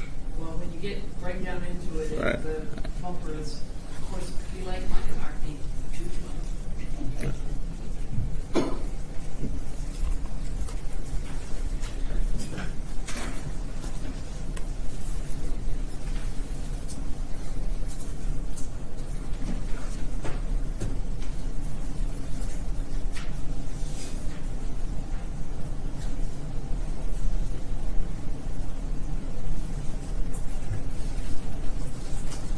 You may inquire. Thank you. Good afternoon, Ms. Zubers. How are you? I'm good. How are you? So, first of all, I express my condolences for all you've been through over the years. Thank you. With that being said, my job is to defend John. So if I ask anything that's triggering and you need a break, I have no intent to embarrass you. Please let the prosecutor know. Okay. We'll try to work as a team as much as possible. We have a lot to cover today. Okay. So how long were you and John together? Just over 10 years. Okay. 9 married. And one more thing. I know this is from 2010. If you don't remember something, that's a perfectly fine answer. So no worries on that. Okay. Okay. So was John your first husband? No. Okay. And how long did you and John date?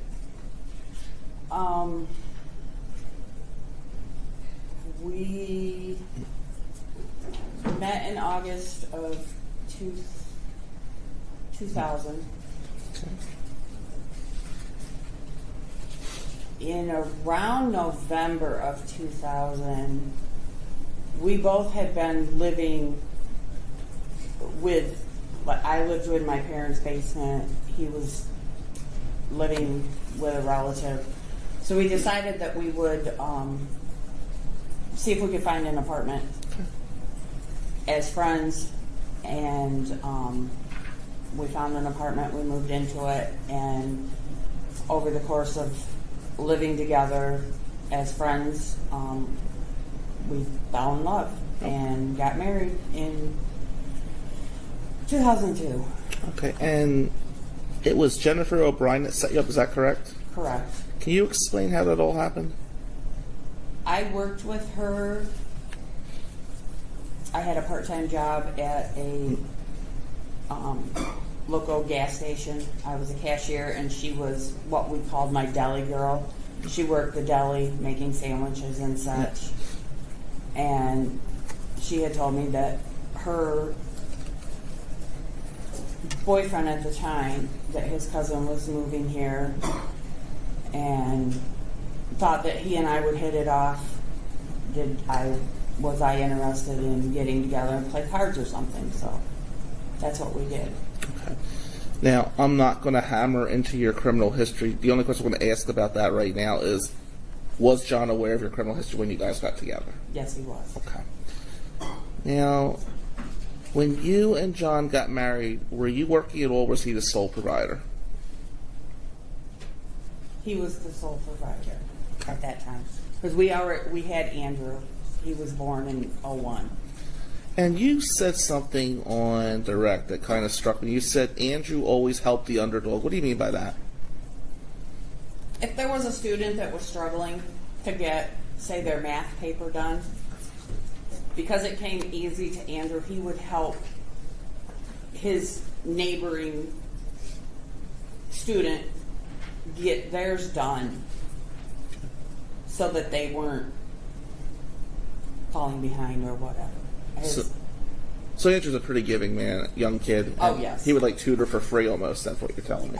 Pretty much, yes. Okay. And you mentioned Alexander and Tanner. Those two are very close? They were. And you actually used the term Tanner was Alexander's shadow. Did that mean they were pretty much joined at the hip? Pretty much. Okay. He wanted to do whatever Alexander did. Got it.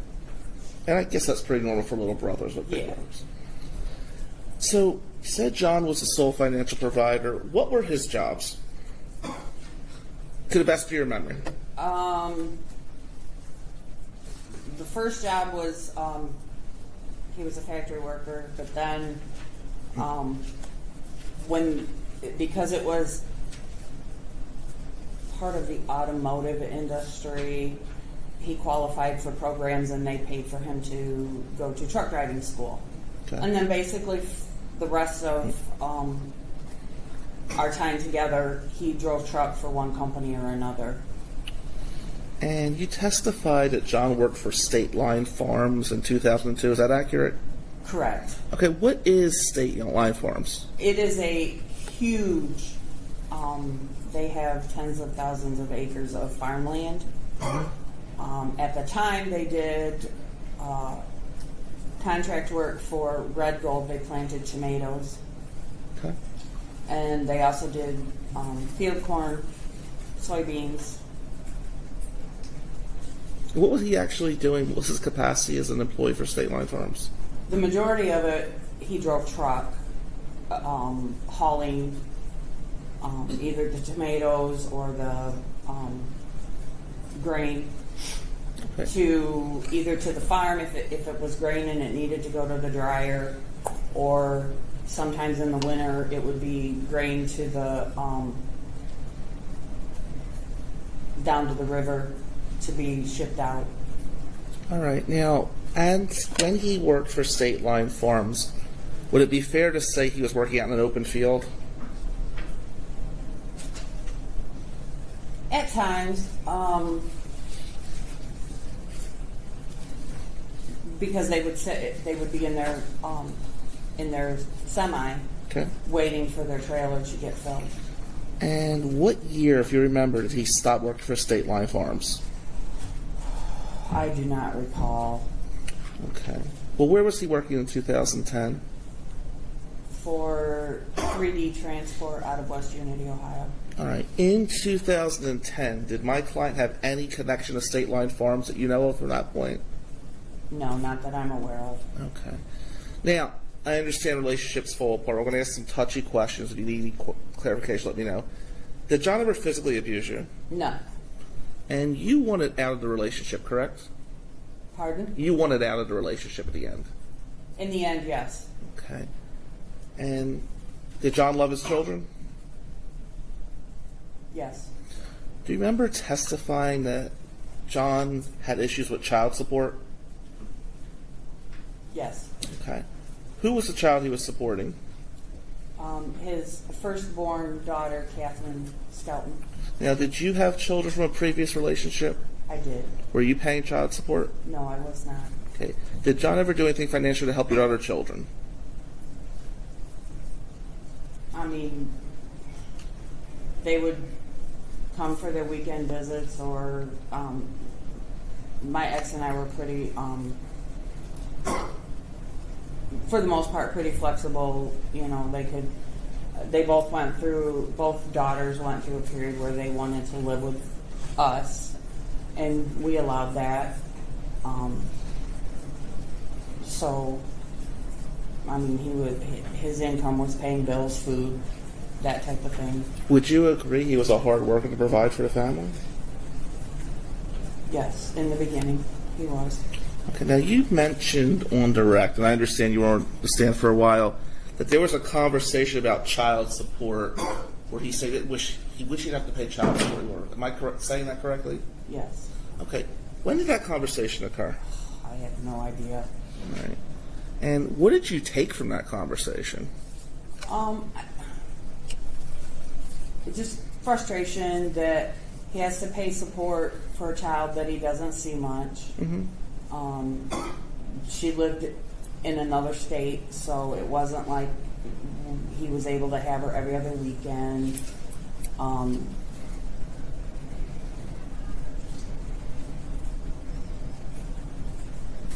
So in order for her to come visit, there was, purchase of airline tickets and that type of thing, and you're already one income in the household.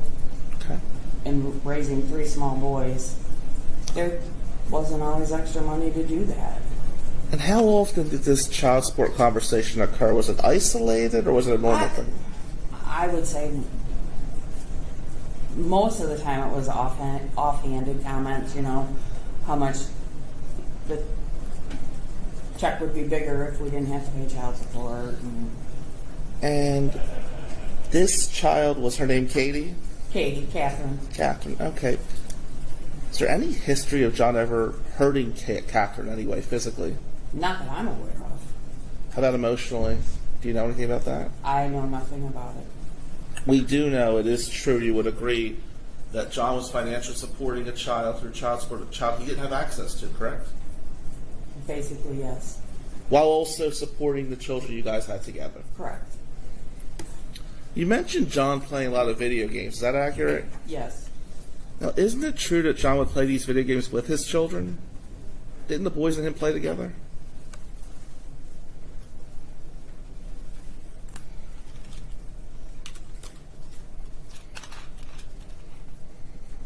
The online role-playing games, to my knowledge, no. The boys did not play those. Did he play Dungeons and Dragons with them? Not that I can recall. Now, they had like a PlayStation gaming system. They would play, we all would, racing games or... And who was your oldest child? What was his name? Andrew. Would you challenge it if I said John and Andrew played a lot of video games together and bonded over that? Would that be something you would dispute?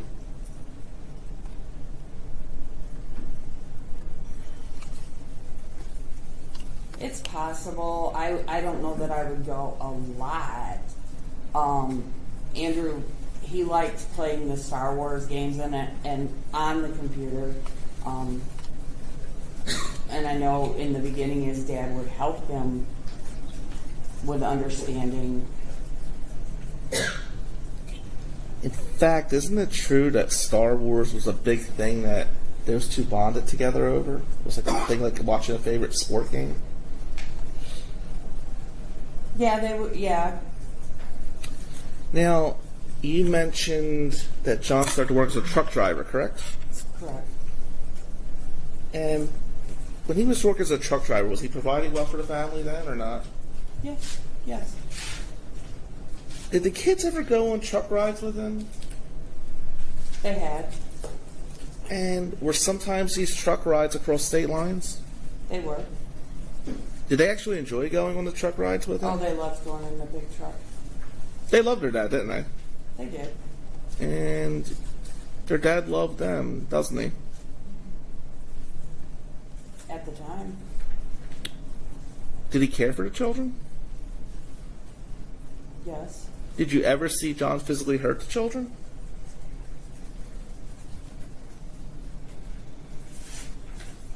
Not unless they needed corrected for something, but even then it was reprimand type thing. So how about this? Did you ever see John abuse the children? Oh no, Not at all, correct? correct. Now, we made a big list about all these messages John sent to you, and he contacted you a lot, correct? Yes, he did.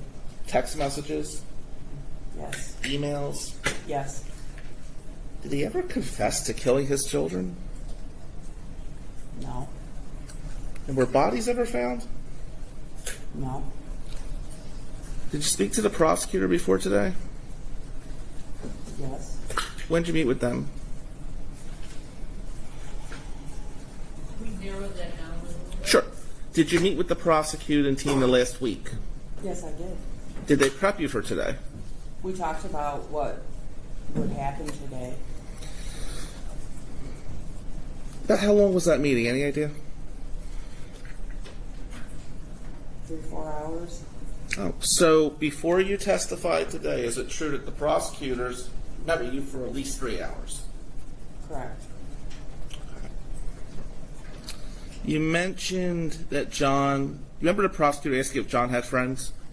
Yes. Who were his friends? You remember their names? Jim Petrie. Mm-hmm. Mark Cody. That's pretty much it, besides his family. What did he do with his friends? Did you guys socialize together?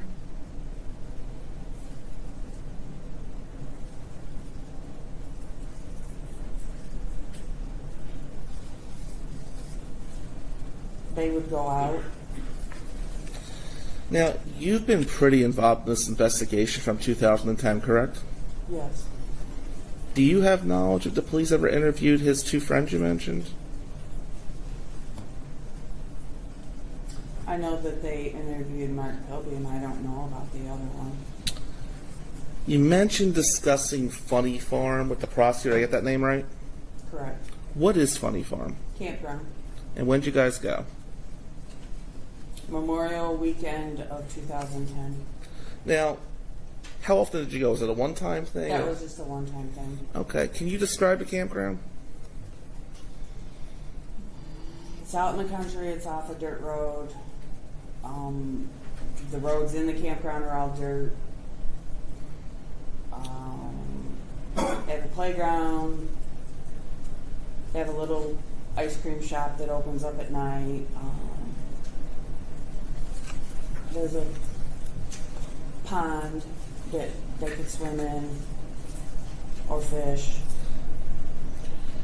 When you guys went, were there other people around, or is it like an isolated situation? Oh no, there's people. There's seasonal campers there.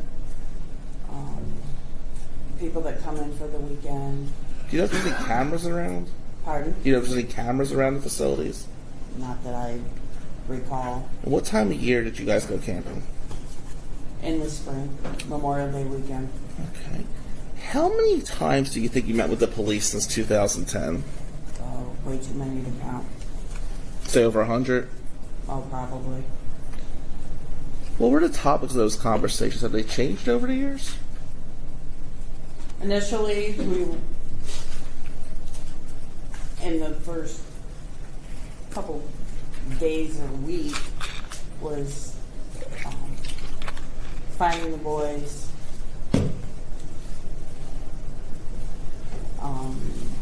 just getting interviewing me, investigating me.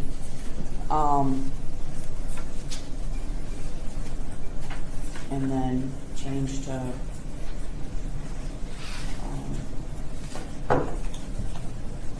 they believe the boys had been murdered. Did the police ever share their opinion that they believe John did these horrible crimes? Yes. How long after the boys disappeared did the officers say that John did these horrible crimes?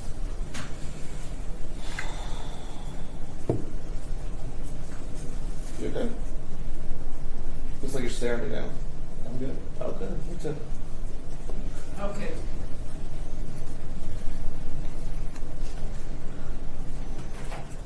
We're not gonna have any sidebars. There's a problem, I want you to bring it to the court, and I'll take care of it. Right? Absolutely, Judge. How long into the investigation did the police tell you that they believe John did these horrible crimes? I don't recall the exact date or how many weeks or days it had been. I'm going to say within the first 2 weeks. Oh, within the first 2 weeks. Or 3 weeks, they changed it to a murder investigation. All right. Did they charge him in 2010 of murder? No. Not that I recall. Were you kept in the loop about the murder investigation? Yes. So is it true that the prosecutor's office waited 16 years to charge him with murder? Would that be correct? 2010 to 2026? Yeah. And Yes. Do you have any idea when John was scheduled to get out of prison? November of 2026. No, 2025. And isn't it true that 12 days before he was released from prison, the prosecutor's office charged him with murder then? If you say so. I don't know the exact date. Did you ever present any physical evidence to the police that John did this? No. Do you even know if there's any physical evidence linking John to the I crime? have no idea. What research have you done to find the children? Research? Yeah. What do you mean? Well, you mentioned websites, did your own investigation. What did you actually do, and were you helped by the police in that process? I made posters, shared them numerous times on social media, met and talked with so many news reporters from the area, interview after interview, to share the story of Andrew, Alexander, and Tanner, in hopes that someone somewhere would have seen something, whatever it may be. How many years did you live with John? 10. Do you have any guns in the house? I'm sorry, Counsel, I can barely hear you. Sorry. Did John have any guns in the house when you guys lived together? Not that I'm aware of. Do you have any weapons of any kind that you're aware of? No. Do you have any personal knowledge that anything occurred in Lenawee County, or is this all circumstantial? I have no idea. You have no idea. Tell me about the September 8th, 2010 conversation the prosecutor asked you about. you remember that? I'm sorry, what? The September 8th conversation of 2010 that the prosecution asked her about on direct. It was about his high school reunion.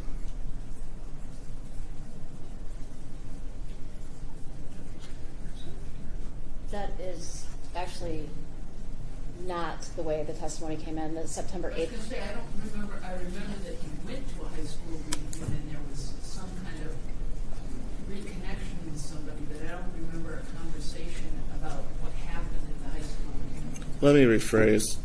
Is that, There was a September 8th conversation that came up, and then there was a high school reunion mention, but I could try to flesh it out. Do you remember when John went to his high school reunion?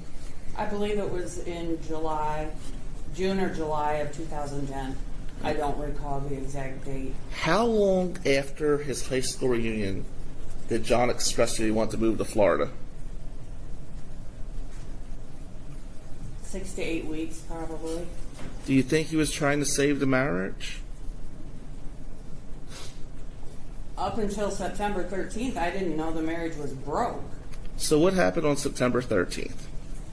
I took my children to school, and he went in after me and signed them out and was headed to Florida with them without my knowledge. Did John want to move to Florida with the family to give a fresh start? He had a conversation with me that he would like to move to Florida. Nothing was ever determined or decided about going to Florida. Were you going to move in with John's family if you moved to Florida? I have no idea where we were going to live. You mentioned holiday parties. You expressed some frustration about that John didn't want to go. Is that accurate?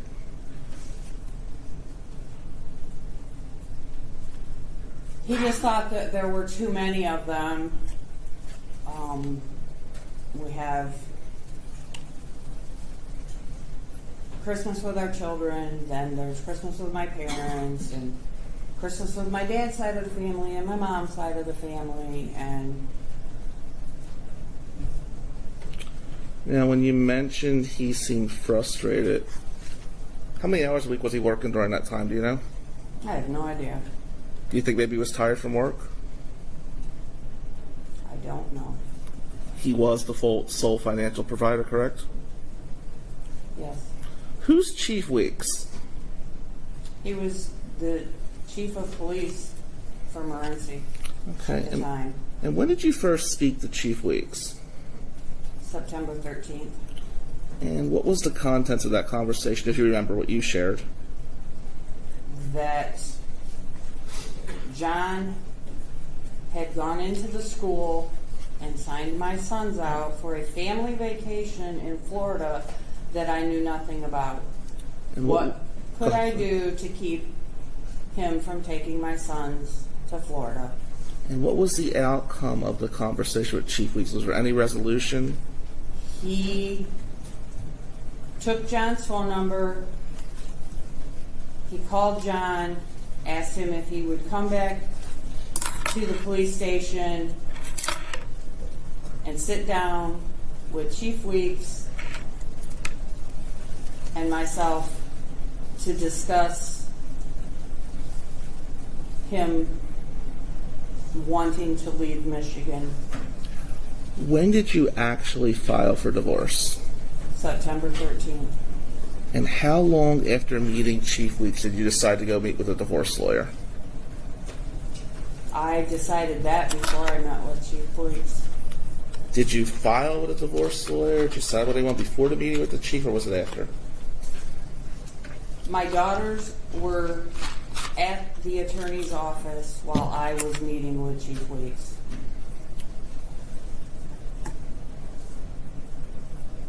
Who is Hillary Golden? Supposedly a high school classmate of the defendant that he reconnected with at his high school class reunion. Now, What did you know of John's relationship with Hillary? Anything other than that? Nothing. Were you told that Hillary had a disease that was killing her and she was close to death? Yes.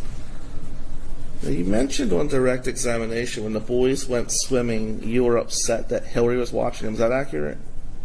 Well, yeah, if she's dying and can't take care of herself, how is she protecting my son's swimming? That's fair. However, wasn't it Hillary's daughter who was watching them? I don't recall. You have an idea how old Hillary's daughter was or what her I have physical no condition idea. was? When did you eventually file for divorce? What was the date? Objection, this has been asked and answered twice already. Repeatedly. Who was the judge for your divorce? Judge Margaret Noe. And did John have a lawyer opposing the divorce? Yeah. Initially, he had retained an attorney. Okay. Did he keep that attorney? What happened in the process? I have no idea. I just know when we got to our divorce hearing, he was representing himself. Was the divorce hearing before he was charged criminally or after? He had already been charged criminally. Who was the judge of his criminal matters? Judge Margaret Noe. So to be clear, is it true that the same jurist that was overseeing the divorce also oversaw the criminal matter? Yes or no question, ma'am? Yes. Before Thanksgiving of 2010, did you ever accuse John of doing anything wrong with your boys? No. Before this, was John ever charged with assault of crime to your knowledge? Not to my knowledge. Now, did you testify that Judge Nolly instructed you and John to drive back from Florida? No, the judge in Florida instructed us to drive back from Got it. Florida. Do you recall testifying that John stayed in the family home during your separation? Yes. And where did you stay during that time period? Initially, I was at my parents' house on Locust Street, and then I moved into a house on Maple Drive that my daughter and her soon-to-be ex-husband owned, and neither of them were living there. They allowed me to live there. Now, isn't it true that the family home was close to being foreclosed on? I don't recall that. If I told you that it was about a month away for foreclosure, would you challenge that? I would be surprised. I did not know that. Do you remember testifying that you got the boys into counseling? Correct? Who was the counselor for the boys? I was through Catholic Charities. I want to say her name was Melanie. I don't recall her last name. And did you and John enter counseling? We did. Who was your counselor? Don't remember his name. Who was your divorce lawyer? David McFarland. All right. And did you testify, and correct me if I'm wrong, that David McFarland gave you advice on creating a parenting time schedule? Correct. Okay. And was that schedule court ordered? Eventually it was put into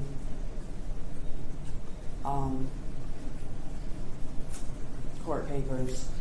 Before it was put in the court papers, was it just Mr. McFarland and you come up with a plan? Yes.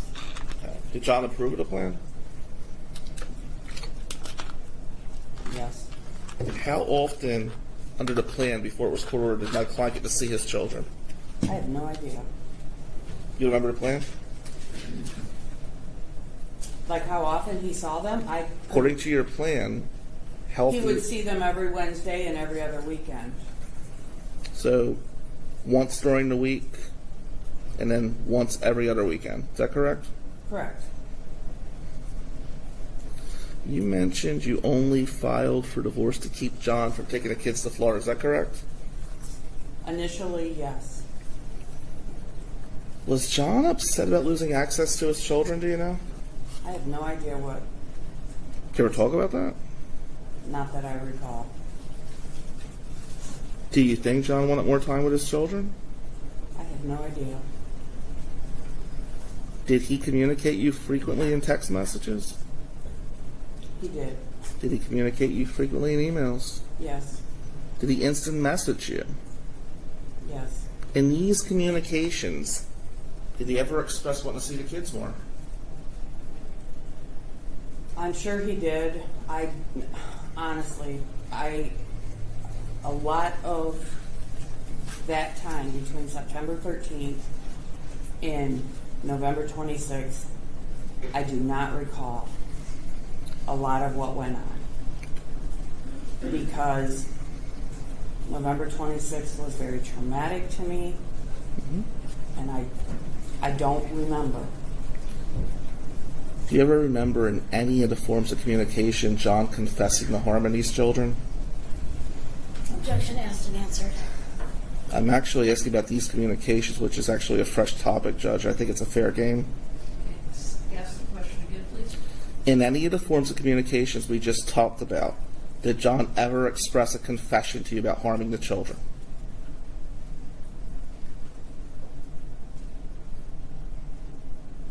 No, because our communication with him, I guess the question I would only offer Sure.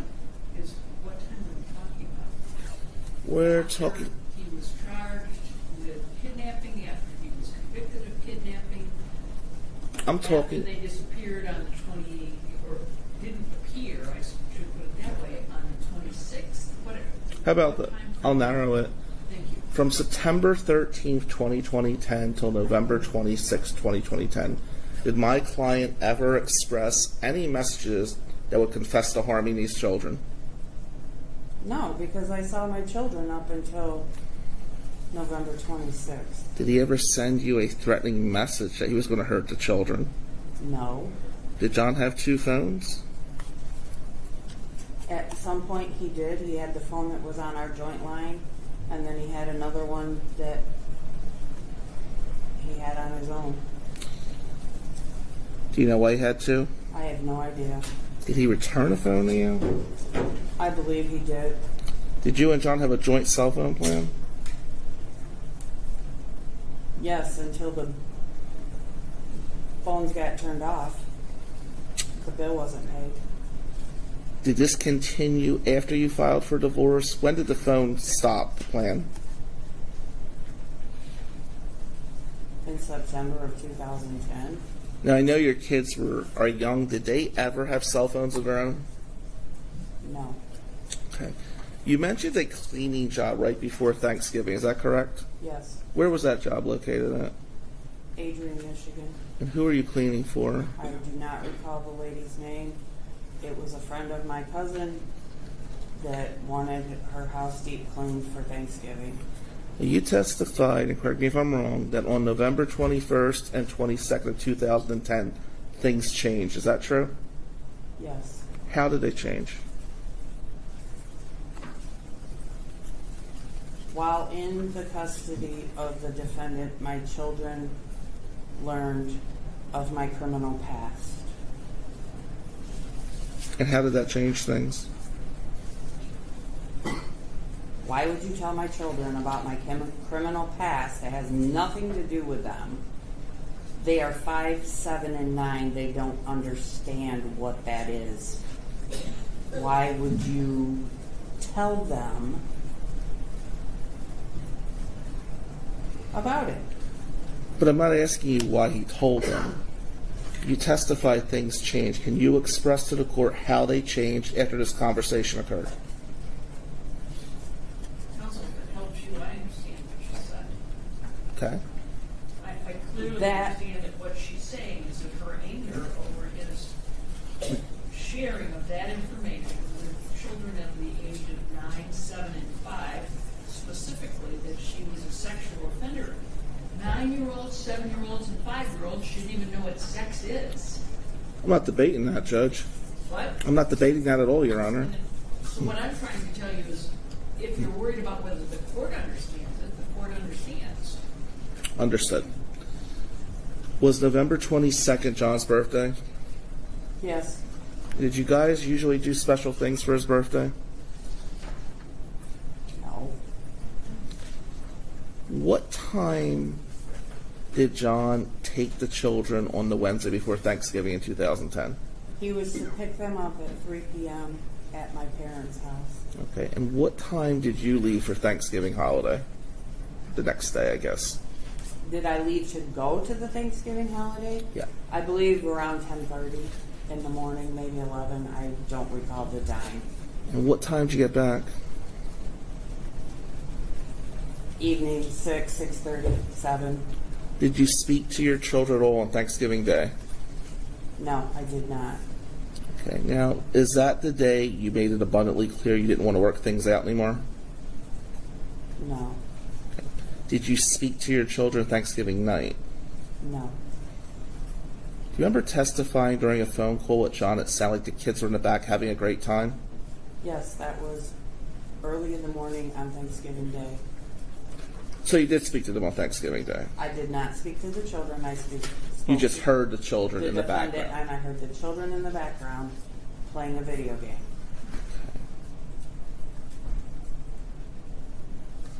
How far did John live from where you were staying when you guys moved out? About 3 blocks. Okay, and your nephew was a football player, correct? Yes. And who did he play for? A community high school, Hudson Tigers.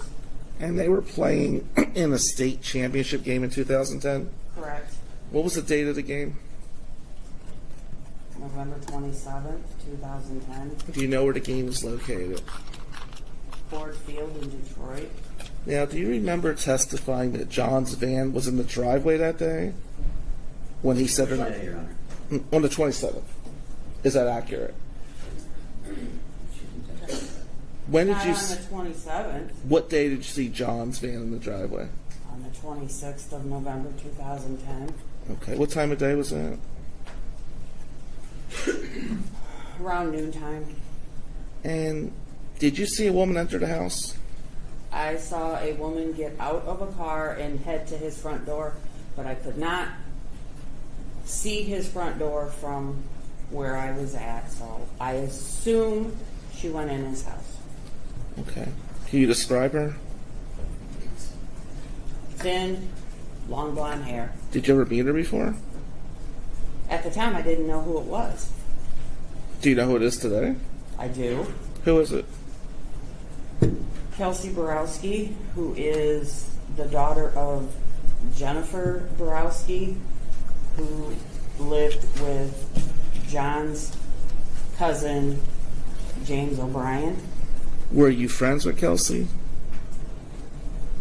I mean, I knew her. She was part of the family. I don't know that I would say we were friends. She was a teenager. Do you know why she was going over that day? I have no idea. Do you know what vehicle she was driving? If she was driving a vehicle? It was a car. Do you know what kind? No. Tell me about Cafe Mom. Break that down for me. What is Cafe Mom? It is a social media website, or was at the time. It's very similar to MySpace, Facebook. And did you log on to Cafe Mom on Thanksgiving of 2010? It's possible. Did you say that a woman named Joanne Taylor sent you a friend request at some point on Cafe Mom? Yes. Do you remember when that was? No, I don't. Was it before Thanksgiving? Yes, Did you accept the request? I did. Did you recognize her name at all? No, Did she have pictures on the website? I don't recall. Did you ever meet her in person? No, Did you and Joanne Taylor go to the same groups on Cafe Mom? Did you guys have anything in common? I do not recall. Now, you said that you received an email from that account on November 26, 2010 at 7:02. Is that accurate? Yes, Okay. Did you show that email to the police? yes. Do you have any knowledge if they forensically traced that email? I'm not sure if they did or not. Now, you also testified other than the one word, persecuted. That's why you believe Joanne's email was from John, correct? Yes, All right. Do you know when John went to Fulton County Health Center? at some point on November 26th. Okay. Now, do you know if he had access to his phone at Fulton County Health Center? Yes, he did. Do you know if he used the phone on Cafe Mom? Do you have any proof? That I have no idea.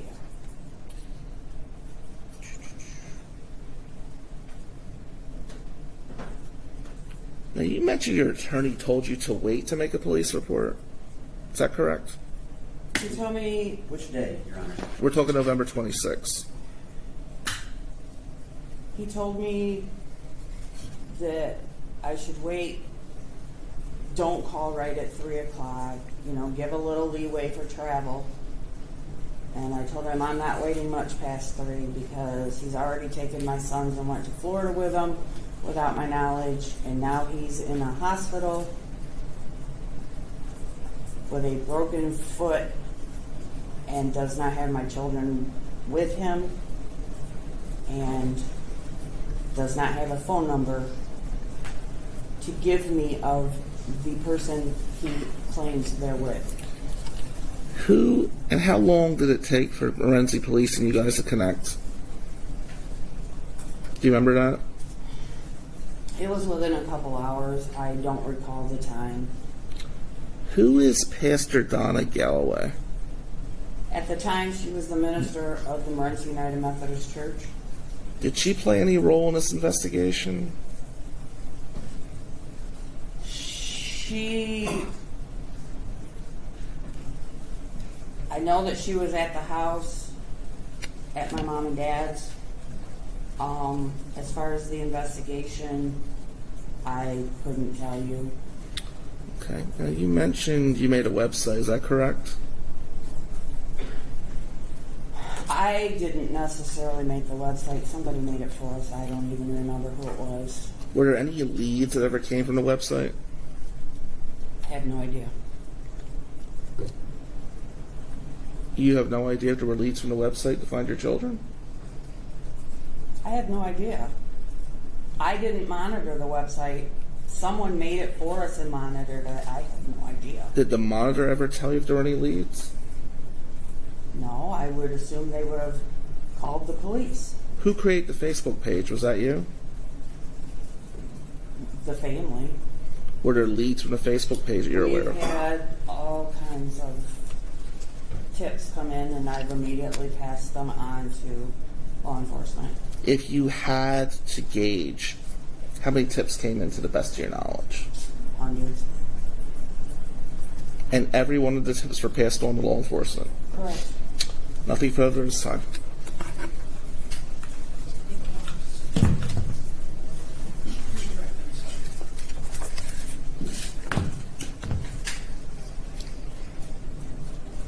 Mr. Amadeo asked you about State Line Farms and asked you if it was essentially an open field. Do you remember that? Yes. There's actually a ton of big barns on the property, right? They own property all over Lenawee County, Fulton County, Ohio. Big fields. So when you said he worked for State Line Farms and you described the location in Morenci off of 156, did he only work at that location? The majority of the time, but there was also a location outside of Lyons, Ohio that he would sometimes work at. Do you know how many acres we're talking? I don't. And you mentioned hog barns. Correct. Are those hog barns on the State Line Farm properties? In Morenci. Okay. Yes. What are these hog barns? Behind the equipment barns. Okay. So I'm going to assume, because we call them hog barns, there's going to be some pigs out there? Yes. Okay. Do you know how many hogs these farms were holding at the time? I know that they have 4 hog barns out there. I do not recall how many. At one time I knew, but I have no idea. Okay. Other big barns on the property besides the hog barns? There's an equipment barn, and I believe there was, as I drive by it all the time, but there are new buildings that have been put up there in the past 16 years, so I'm trying to remember what. I think there may have been one other, like, what was an outbuilding. Do you have any personal knowledge if there were other bodies of water or anything like that on state line farm properties? Not that I can recall. Do you have- Other than, I take that back. The location outside of Lyons, Ohio, there is a pond. Do you have any personal knowledge of whether there's any woods on any of the state line farm properties? Not that I'm aware of. Okay. Okay.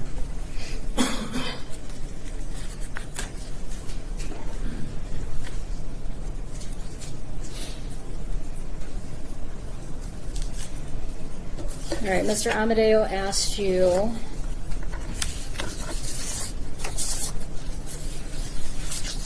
if you had any personal knowledge back at the time about the defendant committing any abuse against his daughter, Katie. Do you recall that question?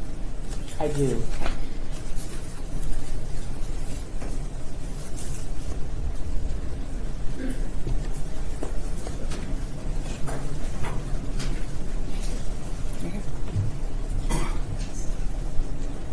That's a police report, right? She knew that, though. She's reporting this. You asked her for knowledge. Okay. Your Honor, I'm going to approach the witness.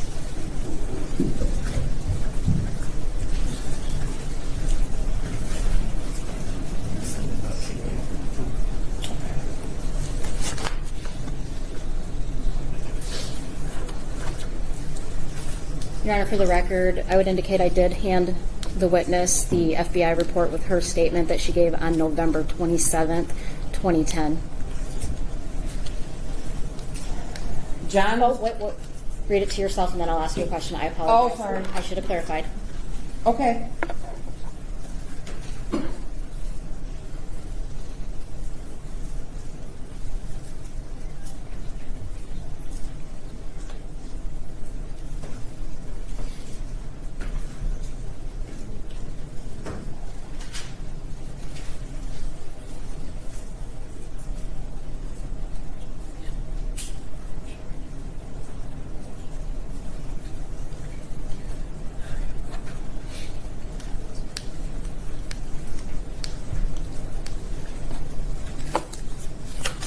Do you remember speaking to the FBI in November 27th of 2010?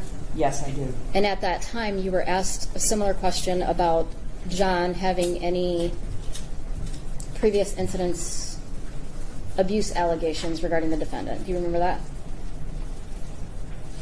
Yes. And I had forgotten about that.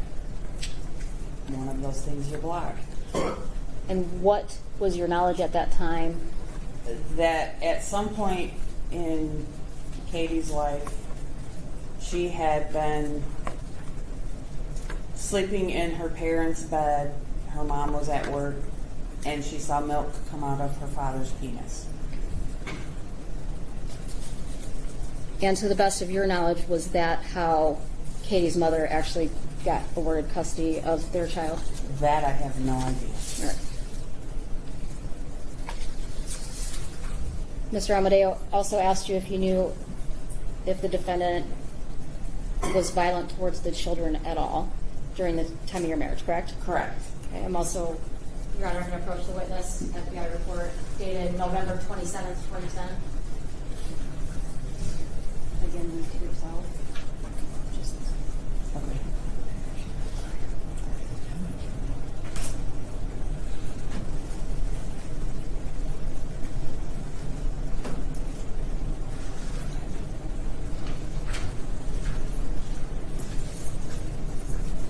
again, during that same conversation with the FBI, did you disclose any concerns you had at that time? The only time that I ever, and that refreshed my memory, remember the defendant physically reprimanding our sons was when they were jumping on our bed and knocked the TV off and it broke. He took each of the boys into a separate room and spanked their bare bottoms with a belt. Okay. And did you have a conversation with John about that behavior? I told her I didn't agree with that. I never agree with a child being spanked on their bare bottom with a belt. Did you have an issue with discipline in general, or just being spanked on the bare bottom with a belt? Pretty much just being spanked on the bare bottom with a belt.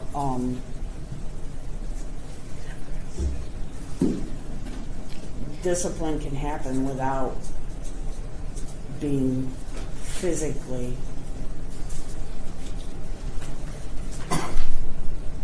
harming.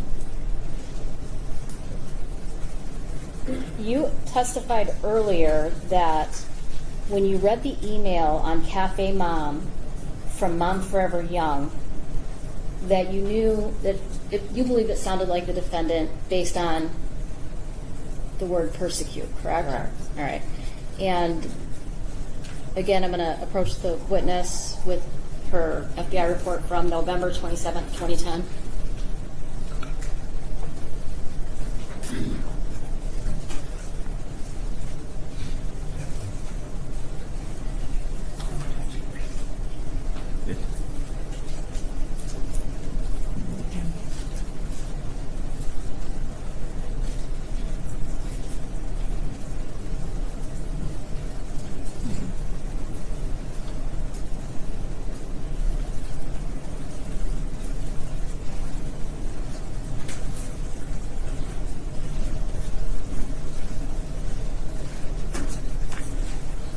Does that refresh your memory on what happened back in 2010? Yes. Okay. Did you have any doubts in your mind on the person who was identifying themselves as Joanne Taylor, that it was actually a Joanne Taylor? Initially, no.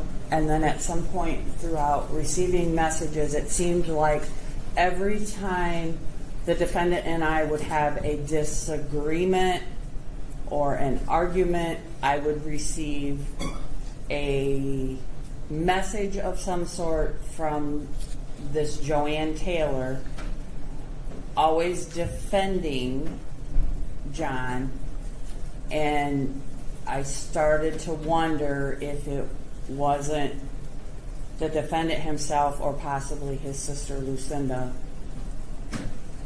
messing with me. Okay. So it appeared that every time you guys got in a fight, this person would message you?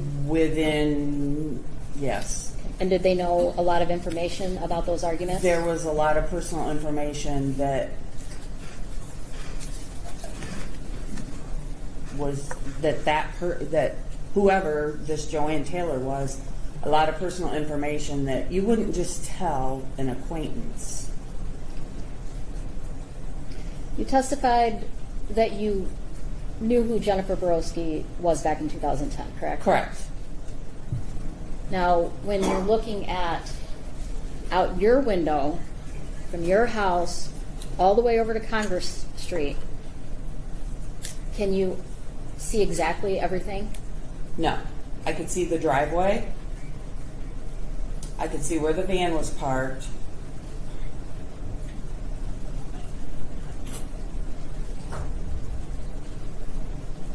I could see the driveway. I could see where the van was parked. I could see when the car pulled in the driveway. And I knew it was a woman that got out, but I did not know who. Okay. Is that just based on the distance? The distance. Okay. Had I been next door or something, I would have known that it was Kelsey. Okay. You were asked about doing special things for the defendant's birthday. Do you remember that question? Yes. Do you recall during the course of your marriage, it's going to be an odd question, I apologize, having an agreement to have birthday sex? Was that a special thing, special occasion? Yes. Okay. And was that a given every year on his birthday? Yes. And so November 22nd, 2010 was his birthday. Correct. Okay. And I know you testified you don't recall. Do you think that do do you think that you guys were planning on him coming over that night? We may have been. I honestly don't recall.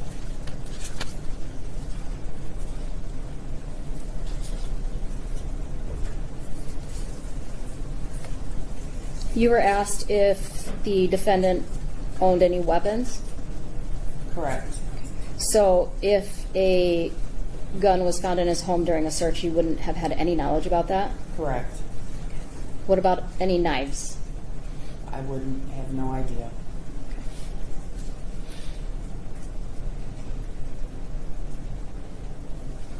You met with Mr. Hartung and I last week, Correct. a couple hours. Yes. At any point in time, were you told what to say here today? No, I was not. Nothing to it. Bree, did you ever see John physically abuse your children? No. And when he allegedly hit them with a belt, did you take them to the hospital or anything? No. And his daughter, Katie, did you actually see that happen, or did that information come from his ex-wife? No, that information came from the defendant. The defendant told you that.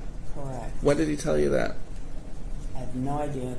Beginning of early year in our relationship, no idea. What exactly did he tell you?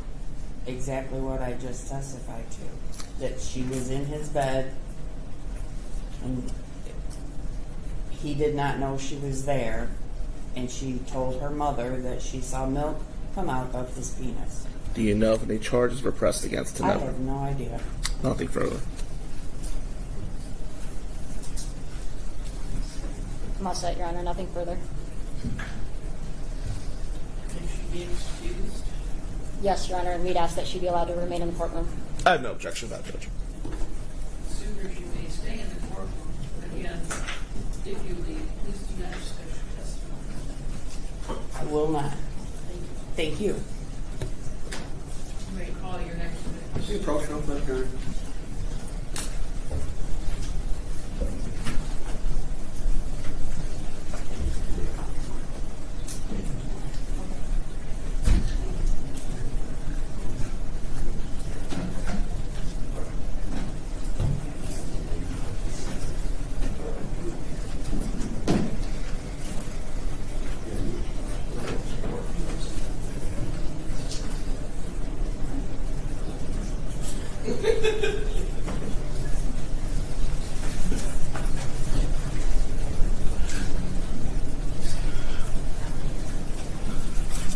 We'll call Donna Galloway.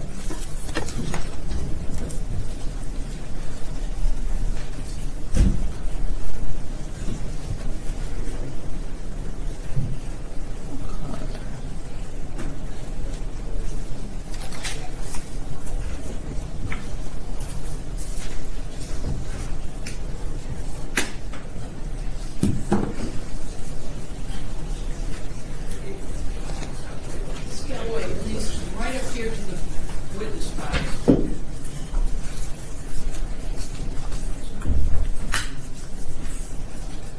Right up here.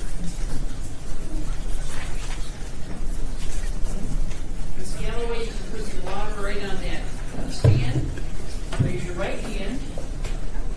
You solemnly swear to tell the truth, the whole truth, and nothing but the truth, so help you God. I do. Please be seated. Give me your full name, spelling the vote for the record. Donna, D-O-N-N-A, Galloway, G-A-L-L-O-W-A-Y. Now, Ms. Galloway, I'm going to ask you to pull right up to that microphone. Are you telling I'm too not loud enough? Well, that's not exactly what I was going to say. That particular microphone does not. You notice those who know me are chuckling about that. Yeah, well, you know, I have friends like that too, at least.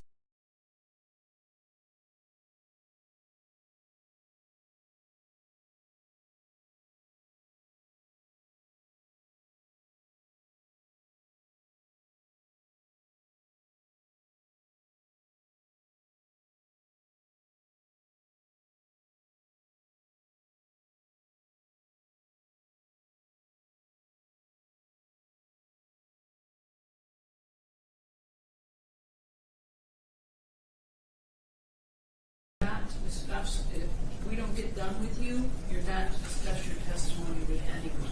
Right. All right, thank you. Give us your full name for the record, please. Donna Galloway. Good afternoon, Pastor Galloway, right? Pastor's fine. Okay. You were the pastor of the Methodist Church in Morenci back in 2010, is that correct? That's correct. So give us a little background about yourself, please. Tell us about your how you became a pastor, where you worked at prior to going to Morenci. Oh, okay. I started out as a pastor in the Salvation Army. I come from a small town in northern Michigan, a large family, which is why I fit in Morenci quite well, because small town, etc. And I started as a Salvation Army pastor. Did that for 25 years, almost 27 years. And then became a United Methodist pastor, had a break of about 2.5 years, and then became a United Methodist pastor. Came to Morenci. Morenci was my first charge, my first appointment was Morenci, and then while I was in Morenci, I took on the Weston United Methodist Church. So I did that for 11 years. Okay. Which is nearby Morenci, but not too far away. Right, right. Okay. When did you first start in Morenci? The end of June in 2010. I came a little earlier than most pastors in that move because I was not coming from another church. I was coming from out of my retirement, so to speak, and coming into Morenci. Do you have a special recollection of meeting the Skelton boys? I certainly do. I was moving in, and the boys saw that there was a car in the driveway. I don't know if they were taking a walk or riding their bikes, but they didn't live too far from the parsonage. And I was taking a break, sitting on the porch, and they came up and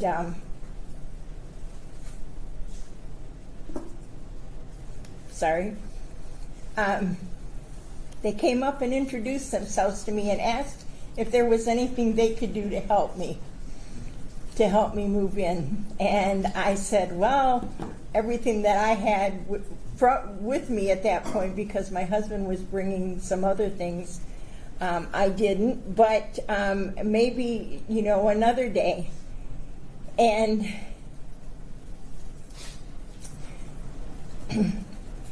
Alex asked if I was going to have Vacation Bible School. Vacation Bible School. Vacation Bible School. They really liked Vacation Bible School. And I said, well, I think I can do that. And they said, tomorrow?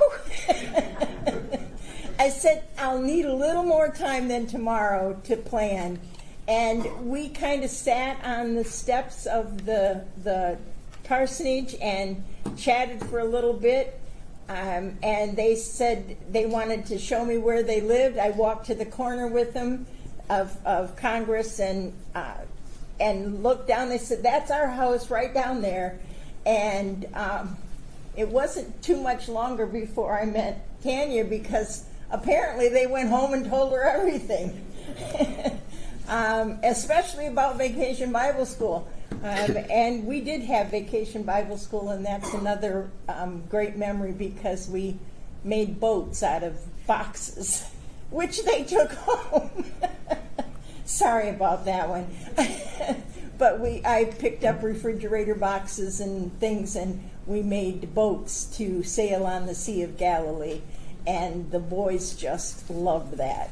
So it sounded like they became active in the church, very much so at that point in time.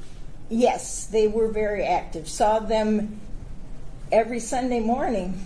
So we're talking about starting roughly in July of 2010, right? Mm-hmm. And Yes.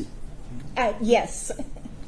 Yes. And was either of their parents with them, or both their parents with them? Both of their parents and grandparents, sometimes a great aunt.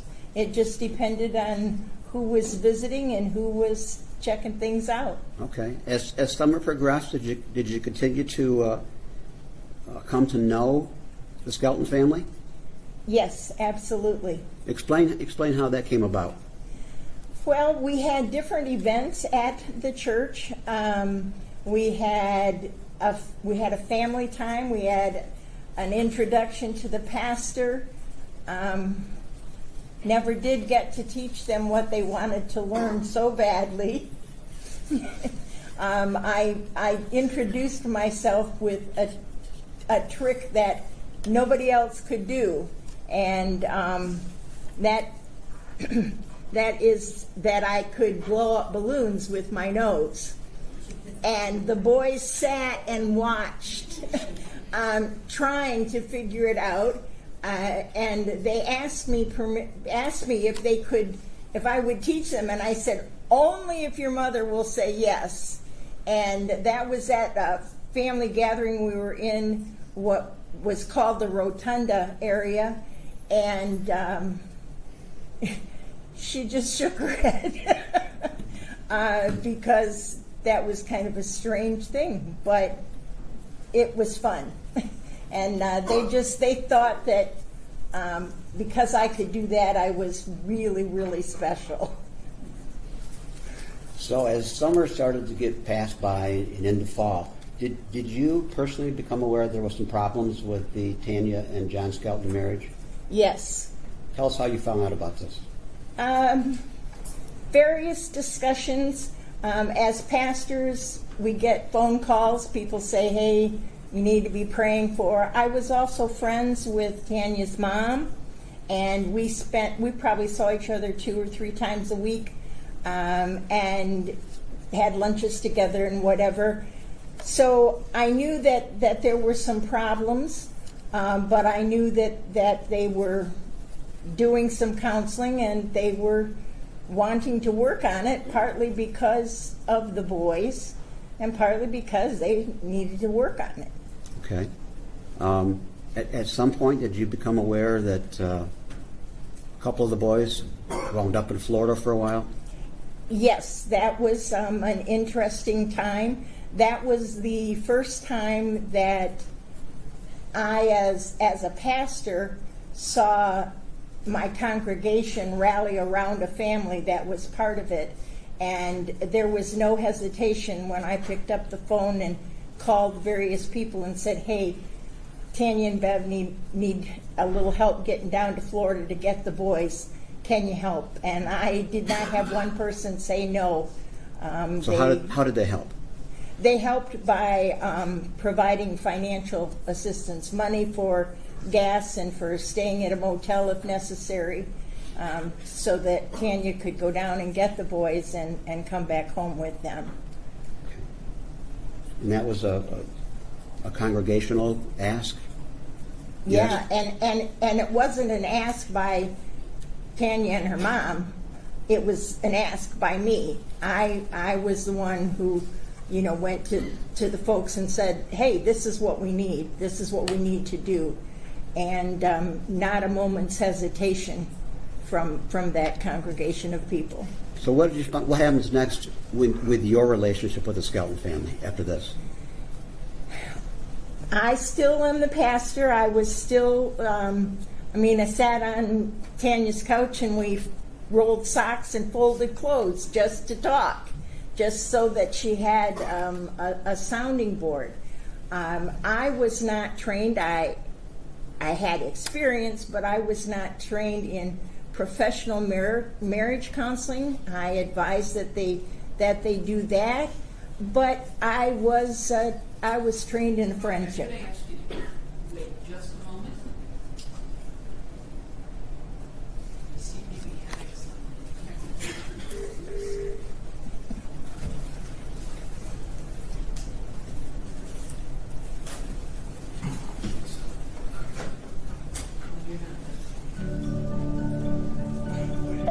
You are in the meeting now. All right, I think Okay. So you mentioned, or you started to mention that you weren't necessarily trained yourself in marital counseling? In marital counseling. And also, from my experience as a pastor, I knew that counseling with a couple in the congregation was never a good idea. No matter what, somebody thought there would be sides, whether there was or wasn't. And I decided that I would be the pastor and they could find someone who would be the marriage counselor. Okay. And so I was available to anyone who needed me. Okay. Then what happens next? Oh, what happens next is a lot of different things. We had Vacation Bible School, Cub Scouts started, school started. The boys were in a club at school, the Bible club, which one of the ladies at the church taught. And they would come in on Sunday morning. I was usually in the upstairs part of the church. I would hear them come in the front door and run across the rotunda. I could hear their feet, three sets of feet as they hit the stairs and up to me, because they wanted to say their verse for me that they had for school. Because if they said this verse at school, then they would get a prize or get to draw out of a prize box or something. And because of their age difference, they each had a different part of the verse to say. And it was always Alex that started, because he would say the whole thing. And he thought I didn't know that he did that because he wanted to help his brothers with their part.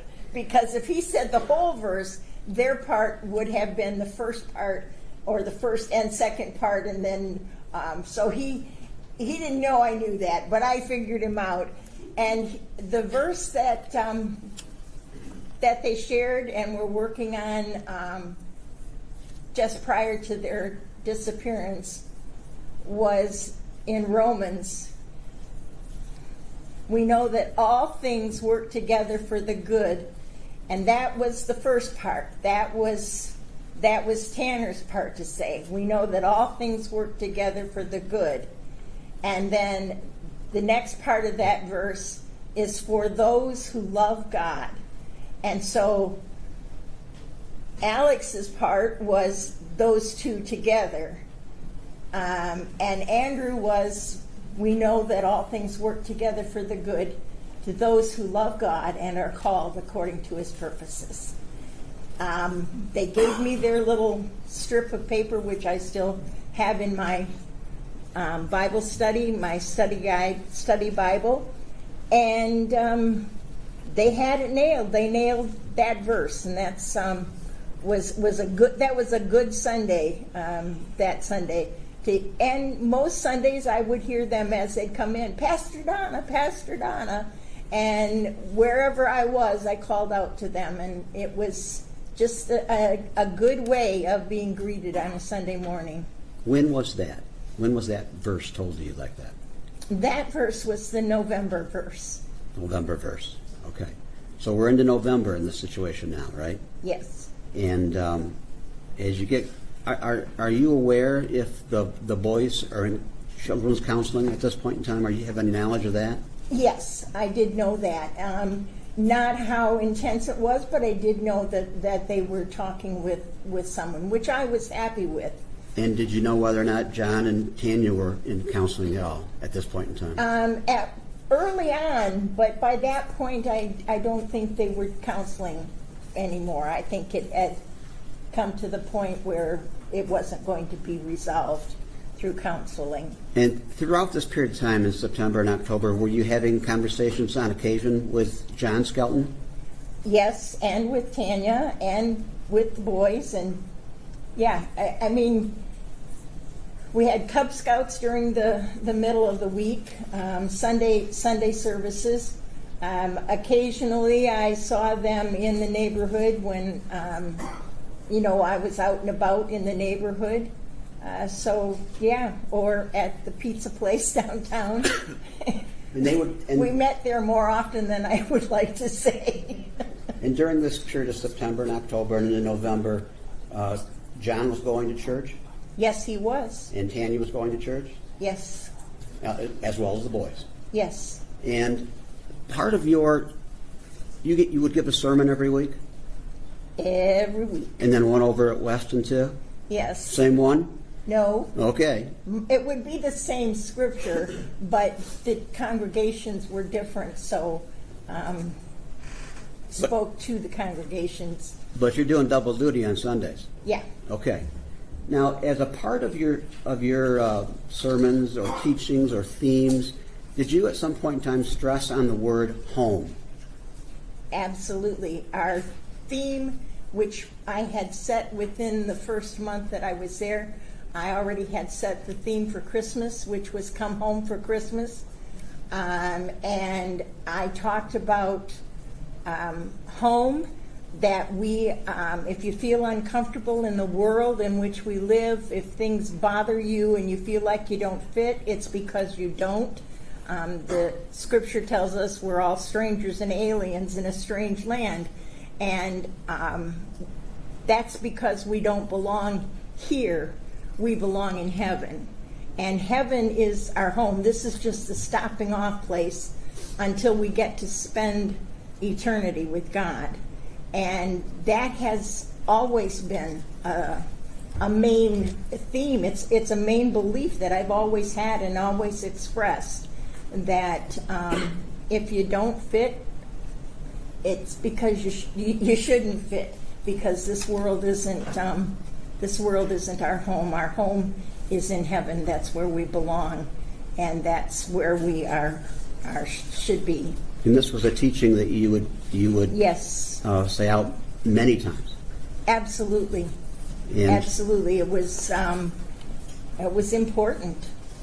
would this be a teaching that you made Tanya aware of and John aware of? Well, if they listen to my messages, and I'm certain that they did. At least I didn't see any sleeping. But yeah, that would have, yes, they would have gotten that impression. And even in general conversation, if somebody were to say to me, so where are you going? Well, sometimes my response was, and still is, heaven, if God still will have me. So, that heaven is my home. So as you get closer and closer to Thanksgiving, your plan, your individual plan, was not to be in Morenci on Thanksgiving. Is that right? Right, In 2010. right. Tell us what your plans were for Thanksgiving of 2010. My plans were to be with my daughter and my grandchildren in Hubbard Lake, Michigan, which is up near Alpena, That's in rough- northern Michigan. That's roughly how long a drive from Morenci area? From Morenci, it's about 5.5 hours, depending on who's driving, me or my husband. And so what day did you go up there? We would have gone up there Wednesday evening after our Bible study, if we had Bible study. If not, we would have gone Wednesday afternoon. The 24th. Right. Okay. So were you there for Thanksgiving then on Thursday up there? Yes. Okay. Do you recall that Thanksgiving? The Thanksgiving day itself? Just that I had fun with my grandkids. We stayed in our home that we owned at that time, that our older daughter was living in. Was a good time. Okay. But I was ready and excited to get back to finish my planning and get started with the plans for Christmas. Okay. So the next day, did you start to go home, or were you planning on going home on the 26th or the 27th? What was your original plan? Well, our original plan was to stay until late afternoon on Friday, just spend a little more time with our grandkids. But we decided to leave a little bit earlier just because I was a little anxious to get back and make sure things were done the way they were supposed to be. Okay, so you left Friday. early afternoon? Yeah, 1 o'clock, 2 o'clock? something like that, yeah. Okay. Do you receive a phone call or a message or something on your way home? On the way home, the phone rang and it was my lay leader calling to let me know that he was at Don and Bev's, at Tanya's parents, and that John had not brought the boys home after he had them for Thanksgiving, and that they weren't able to find them. And so we probably for the last hour and a half or so, maybe 2 hours on the way home, I was back and forth on the phone with Bob, who was the lay leader, as he kept me posted on what was happening, and didn't go home, went directly to Don and Bev's house. Don and Bev would be Tanya's mother and father? Yes. Okay. Do you have a recollection of roughly what time it was when you got there? I don't know.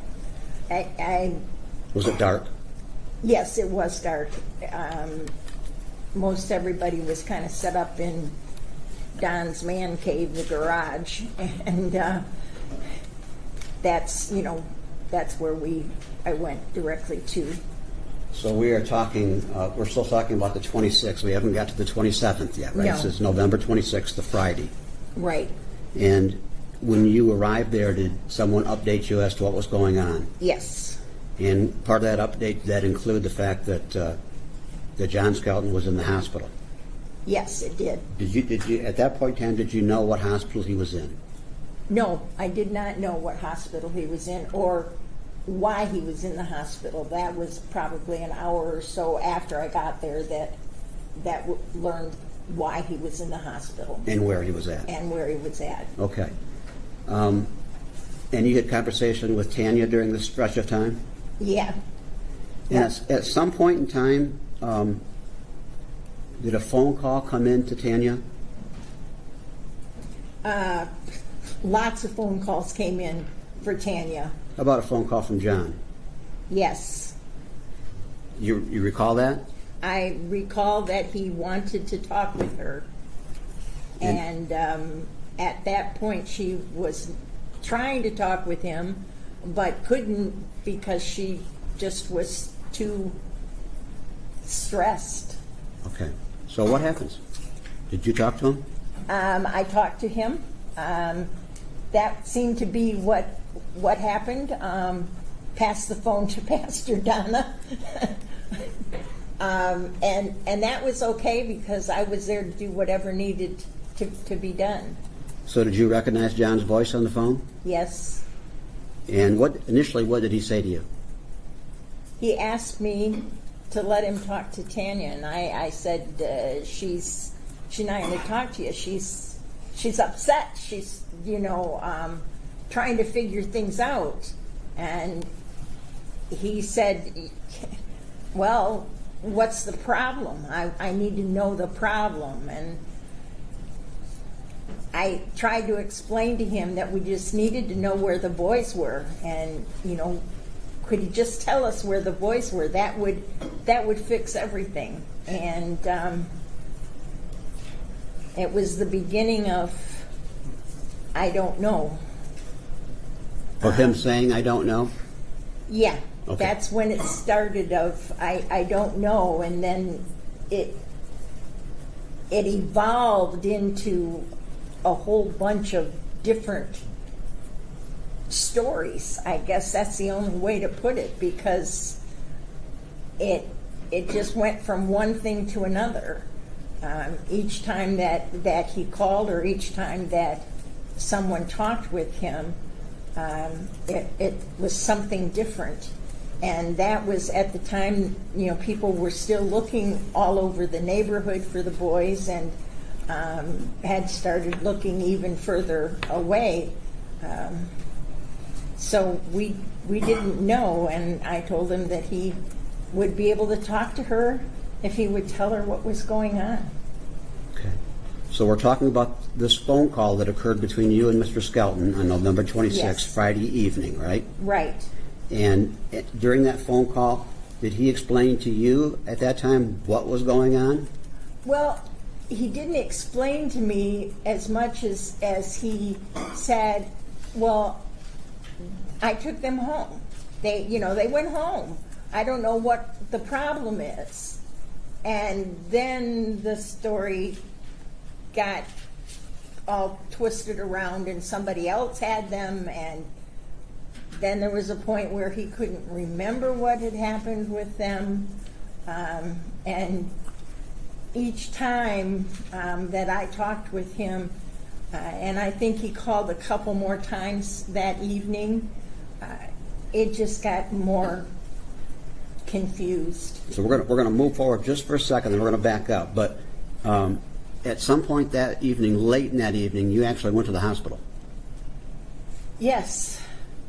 Okay. Yes. So before that happens, though, you had these phone calls or phone call with John Skelton, and at some point in time, does he mention the name Joanne? He did mention Joanne, but I didn't know any Joanne. He said, well, she was a friend of his, and that he thought maybe he had sent the boys off with Joanne. During this phone call, on the evening of the 26th, did he indicate to you that Joanne had come to get the boys? Your Honor, I'm going to object. I've been pretty lenient, but this is completely leaving. That's okay. That's fine. That's okay.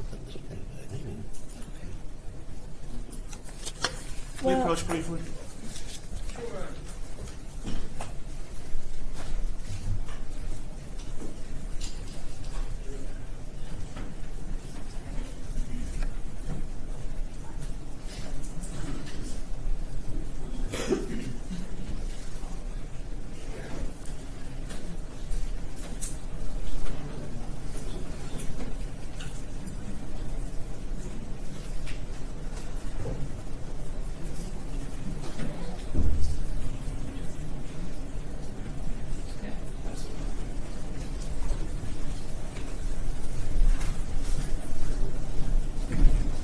There is a objection on the floor from Mr. Amadeo that the prosecutor is leading.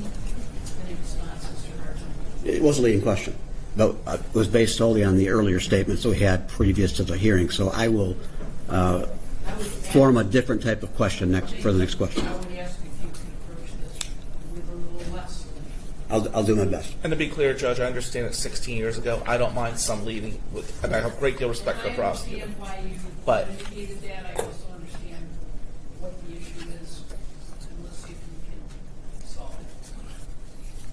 We'll make it a little bit and ask. Okay, thank you. So if you recall,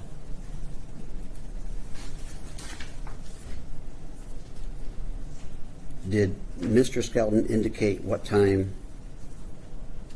he gave the boys to this Joanne? Sometime in the morning, because at a certain point he talked about how disappointed the boys were that Tanya had not had Thanksgiving with them, that she had had Thanksgiving with other family members and not with them. Okay. And the boys were disappointed. So right now, again, we're still talking about Friday. Right. Okay. Right. And did the conversation come up between the two of you as to whether or not he was able to tell you what Joanne's last name was? He didn't. He couldn't remember. And I said, well, how can you give your kids to somebody who you don't know their name? That just kind of stunned me a bit at that point. And he said that she was a friend, and I said, well, did the boys know her? I mean, I'm a mom. You don't do that. And he said that the boys knew her because they had met her and had snacks together, and they were very comfortable with her. And he needed a break, and they needed a break because they were heartbroken and disappointed that they couldn't be at Thanksgiving with their mom. And that she, he said to me then as well, all I wanted was Thanksgiving together as a family, the last holiday we'd have together as a family. And she wouldn't do that, and it disappointed the boys and disappointed him, and it was just something that he didn't want the boys around while he was trying to cope with that. Did he give you any? Hold on, let me ask. Okay. Let me ask another question. Did he give you any idea what he thought the person's last name was, if you recall? I don't recall whether he told me a last name or not, but I said, well, where are they? You do know where they went. And he said to me then, well, by Jackson, somewhere by Jackson. They live by Jackson. That's where she's from. And then he told me that, I said, well, do you have a phone number? No, he didn't, but there was a phone number at home that he wrote on an envelope somewhere. Did he indicate where he supposedly had met this person before? Yeah, he met her. The first time he met her, her car had broken down on the road, and he stopped because of being a truck driver. Truck drivers do that stuff. He stopped to help her get her car running, and then he noticed that she had a Cafe Mom sticker on her car, and so he looked her up on Cafe Mom, and that's how they started this friendship. So he told you on the phone call on November 26th that he recalled not the person's last name, but the fact that she had a Cafe Mom bumper sticker? Yeah, that he remembered that because of the work he had to do on her car, whether it was changing a tire, I don't know what it had to do with, but her car was broken down. And you said something about them sharing snacks with the boys?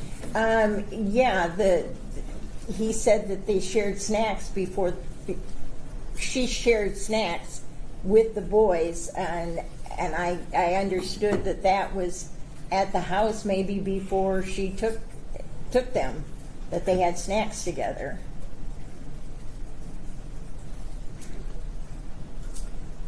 And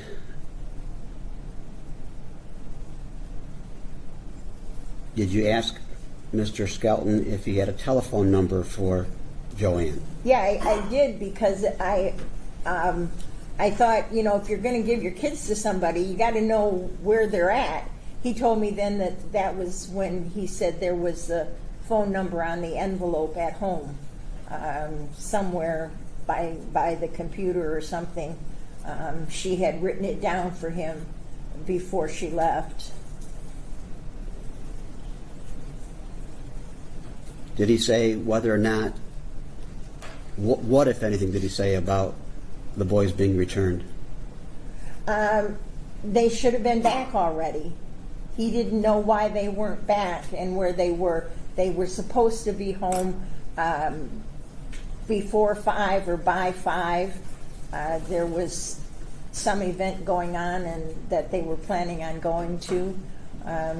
But I said, they're not home. So, where are they? What, if anything, did Mr. Skelton say to you on the phone about his physical condition? He was complaining that he wasn't being taken care of very well at the hospital, that he was in a lot of pain, and that they weren't giving him enough pain medicine, that it it wasn't helping whatever it was they were giving him. It wasn't helping, and that he just couldn't understand why everybody was being so mean to him. Tanya not wanting to talk to him, police showing up, not giving him pain medicine, all of those things. He couldn't understand why he was being treated so poorly. So, subsequent to that phone call or phone calls, did you made a decision to go to the hospital that late that evening? Is that correct? Yes. Okay, why did you decide to go to the hospital late that evening? I thought that if I sat and talked with him, he would tell me where the boys were. That if I prayed with him, if I gave him the dignity that in my head that I thought he was looking for, and the respect, that he would tell me where the boys were. So do you recall approximately what time it was you got down there? Well, it was after visiting hours, unless you're a pastor. Pulling rank again. Yeah, and it would have been, would have been late. I'm sure it would have been before midnight, but not a whole lot before that. And were you able to see John? Yes. Did you see John by yourself at that time? No, because he was under protective custody. There was a police officer there. Okay. Was the FBI there at that point in time? I'm not sure if they were there. But I know that there was a police officer that was there Who at was that time. in the room while you were there? Yes. Okay. Because of the protective custody situation. And did you tell John Skelton why you came here, why you came to the hospital to see him at this late at night? Yes. What did you tell him? I told them that I came there because I wanted to pray with him. I wanted to pray for the boys, to find the boys, and that we could pray together. And I wanted him to know that he could trust me and tell me where the boys were. I just was concerned, and I saw the love that John had for his boys, and I told him that. And so I wanted for him to let me know where they were so we could bring them home. He was bothered by the fact that other people were looking, but that was kind of throughout the whole time. He was bothered that he couldn't be out looking. Okay. And but also he didn't think he could look because he was injured in his foot and ankle and the pain that he was in. And I tried to explain to him that everybody was in pain because they wanted the boys home. And he said, well, I don't know why they're not. I don't know why they're not. Okay, what happens next in this conversation?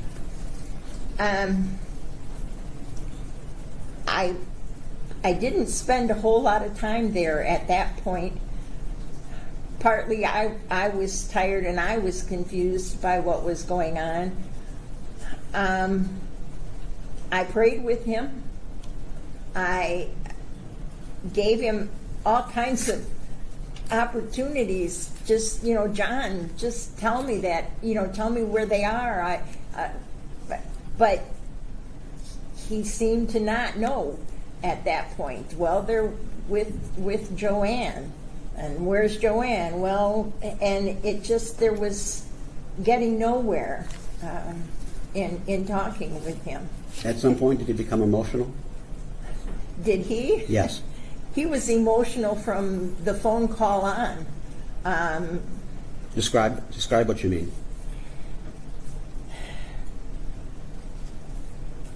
Not not making light of the fact that if you've injured yourself that you're going to have pain.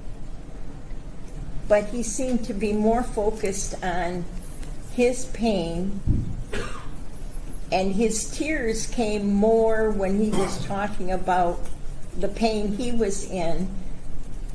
There weren't the tears about where are my boys, who has my boys. Those were statements, those were questions, but there wasn't the emotion behind those that there was about my foot really hurts and I just don't know if I can stand this pain. And it was, that's when the tears came.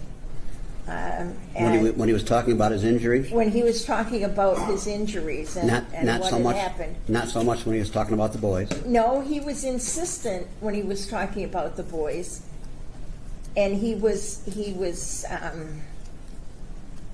very firm when he was talking about the boys. I don't know where they are. I want to see the boys. I miss them. And I said, well, you were the last one with them. Yeah, Tell us where they are. I'm going to object. She's completely giving an opinion on psychological studies. She's not been deemed an expert. She, respectfully to the pastor, she does not know if he was crying simply about his injury or the boys, and she cannot make that determination without being qualified as such. Well, I didn't perceive the answer that she was giving as one. She did express an opinion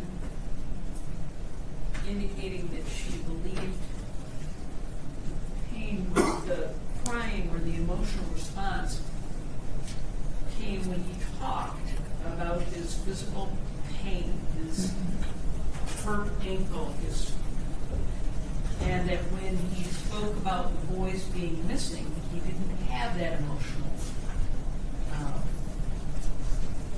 response. And I think that that is different than expressing an opinion where she's saying, I think this came from one and this came from the other. She's just saying that when he would talk about the boys, it was direct and it was specific.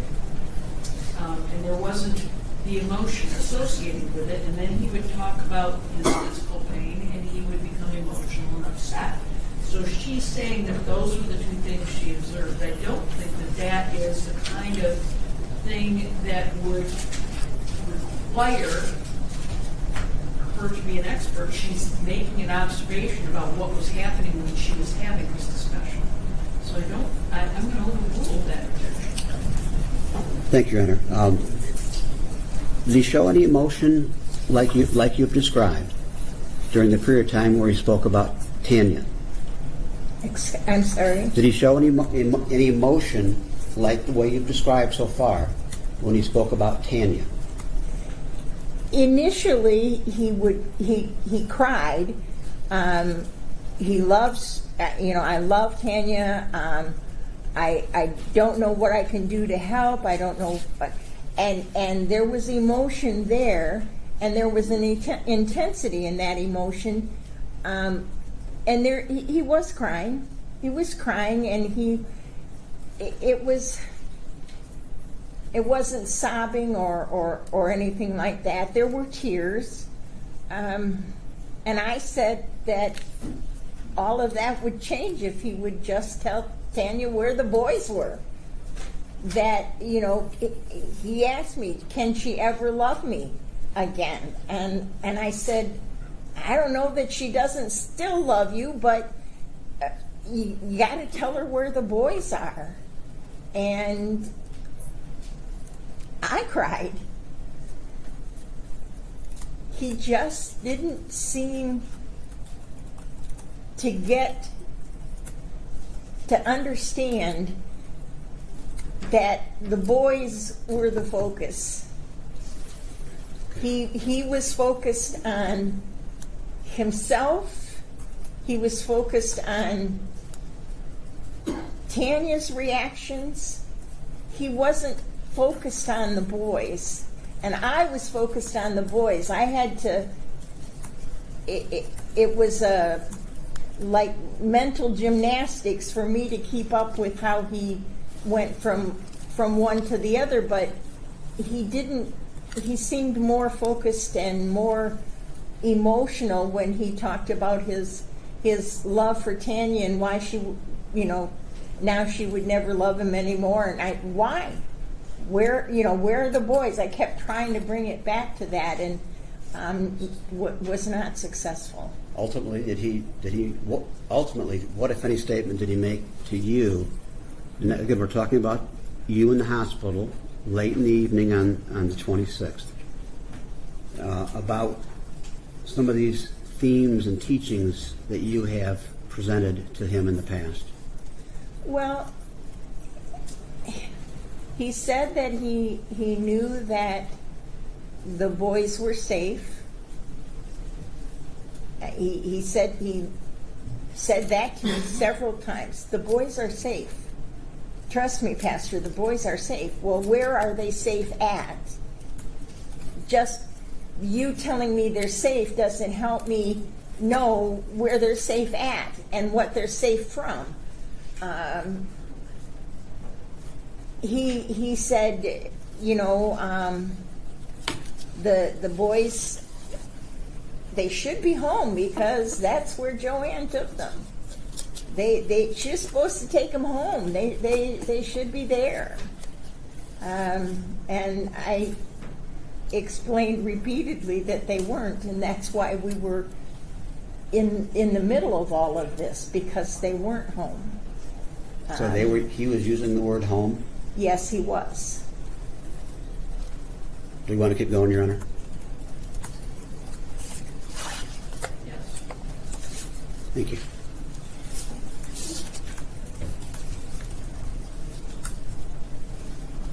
Was there anything else significant with your discussions with him on the 26th at the hospital that you can recall? No, not at the hospital. It was just a repeat of what had been said on the phone, and the boys were with Joanne, they were with him, then he sent them with her. The things he couldn't remember, like he didn't remember her phone number, but he had it written down. Not really much. The biggest issue for him at that time was it seemed to be the pain that he was in. All right, so the next day, November 27th, you fielded another phone call directed to Tanya, is that correct? Yes. And where were you at when this phone call occurred? In the command center at the police station. Tanya was on one side of the entrance. She was closest to the front door entrance of the police department. And there was a big counter in between us and a hallway, probably about the distance we are right now away from each other. And her phone rang, and she... Thank you. Okay. Her phone rang, and I don't know who had it, and they looked and they said, well, it's from John again, and she just said, give it to Pastor. And so I walked over to the counter, took the phone, I answered the phone. I was standing against the wall that kind of separates from where I was standing. I could look out into the police station, or I could look to the left and look into where the city council chambers are and the little offices and things that were there. And he asked why. Well, let me back up. Was it John on the phone? No, because it was coming through the hospital or the jail, actually. I think by that point they had transferred him over to... November 27th was still hospital we're talking about. Okay. There's a phone call for Tanya from John, and I said, I'll take the phone call. And so I took the phone call,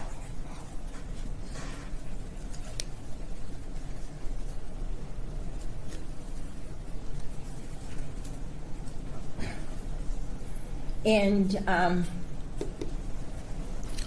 the FBI agent was standing to my left, and I was leaned back against the wall. And he said, "Why won't Tanya talk to me?" And I said, "She will talk to you if you're going to tell her where the boys are. If you tell her where the boys are, she will hear everything you have to say." He asked if she would come up there, and I said, "If you are going to tell her where the boys are, she will talk to you. Is she mad at me? Is she thinking about us?" And I said, "She can't think about anything except her boys right now. She's a mom. She's not worried about you or me or anybody else. She wants to know where her boys are. And she wants them home, and they're not home."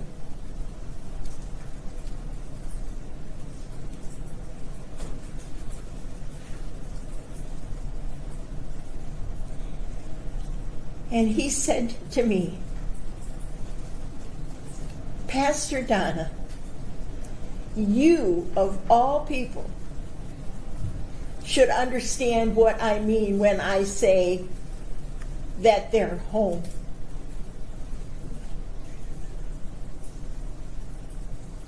I just kind of slid down the wall and sat on the floor. He hung up the phone. I didn't hang up, he hung up.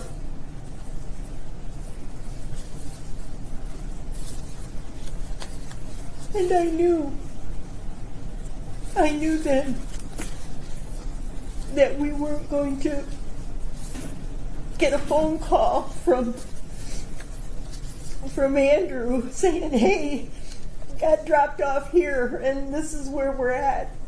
I knew that Alex wasn't going to figure out some way to get from wherever they were at to home. And I knew that Andrew was standing on one side of Tanner and Alex was on the other, and that they had their arms around him and they were just saying, "You're okay, we're gonna be okay. We're together, we're gonna be okay." Okay, you need a moment. You need a...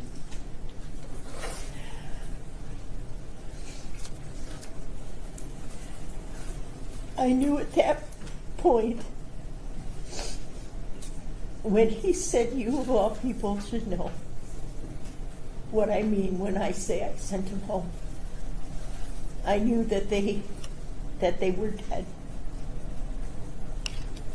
I kept my hope alive. I kept encouraging everybody to keep on. But in my heart of hearts, I knew what he had done. I didn't know what he had done other than that he had taken the lives of the boys.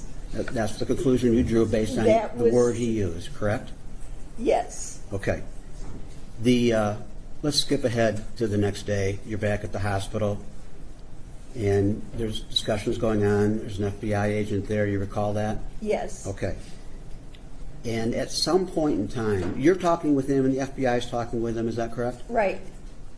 And at some point in time, something is said by Mr. Skelton that leads to a search. When he and I were first talking, and again, I just wanted to know where the boys were. And I kept hoping beyond hope that where they were and that I was wrong. And he talked about, a couple of times he talked about he was like in the clouds and there was this big hole and he didn't know, it was a black hole that was just swallowing his thoughts and he didn't know where anybody was or what was going on. He didn't understand. And then he talked about the fact that Tanya was at her sister Tennille's house for Thanksgiving, and that the boys were really sad that she couldn't decide to have Thanksgiving with them.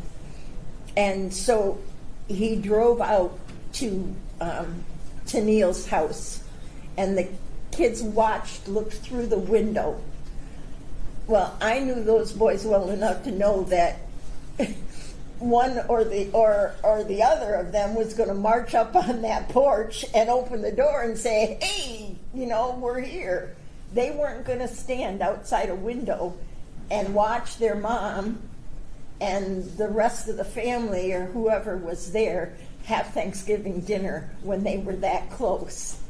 And he talked about the school that was there, and that he thought maybe had gone in the school, but there was just this big black hole, and he couldn't,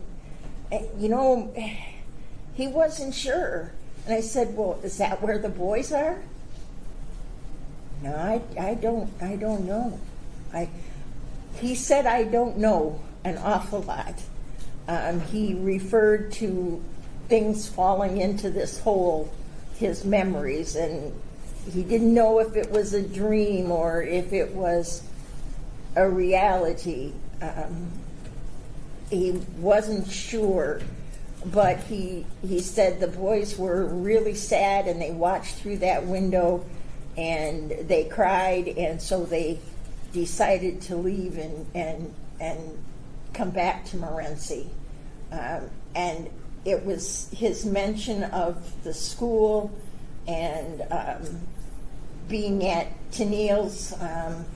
By Tennille's was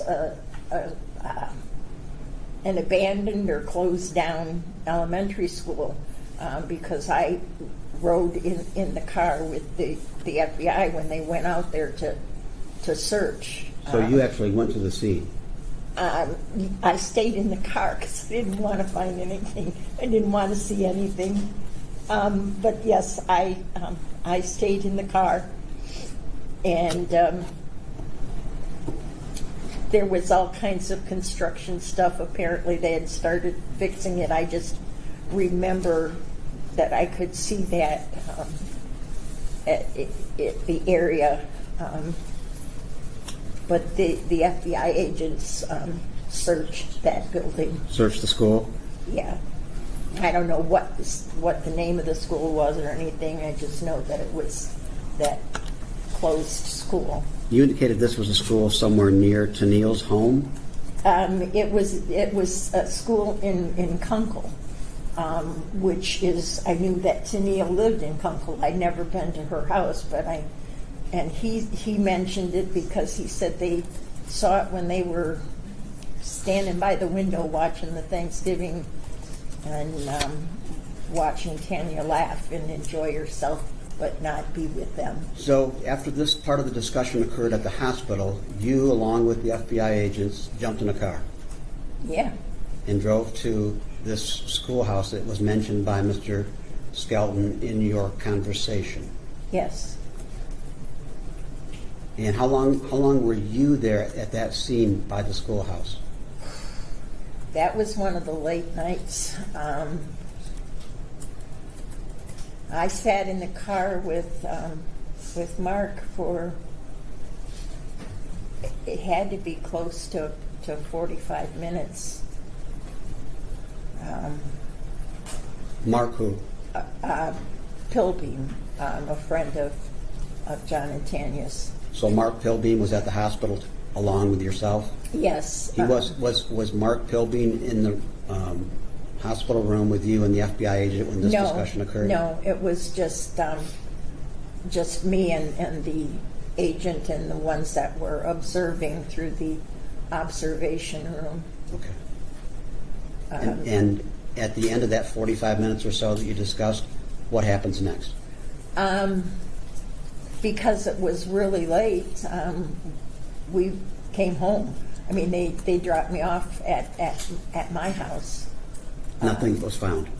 Nothing was located. Nothing that I'm aware of, nothing was found at the schoolhouse. No one told you they found anything. Right. Okay.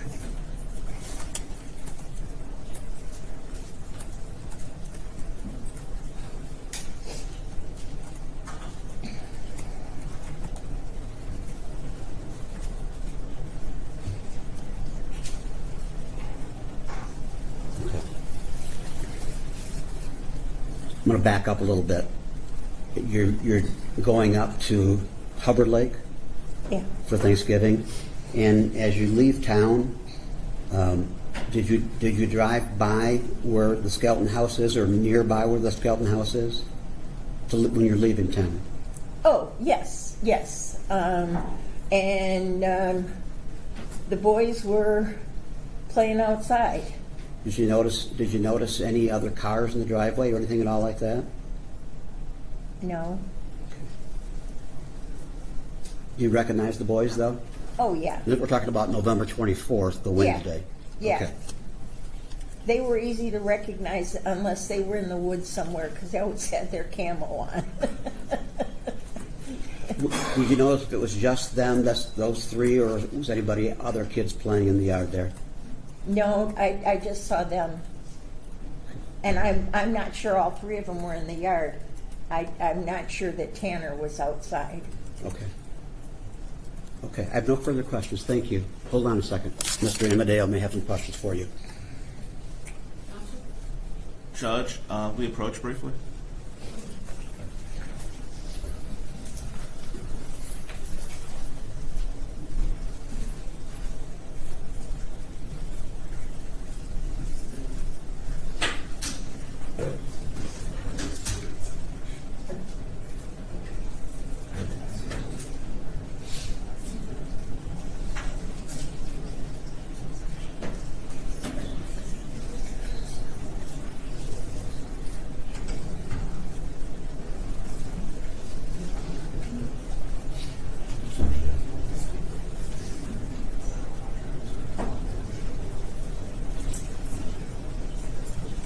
Ms. Candy, can you join us?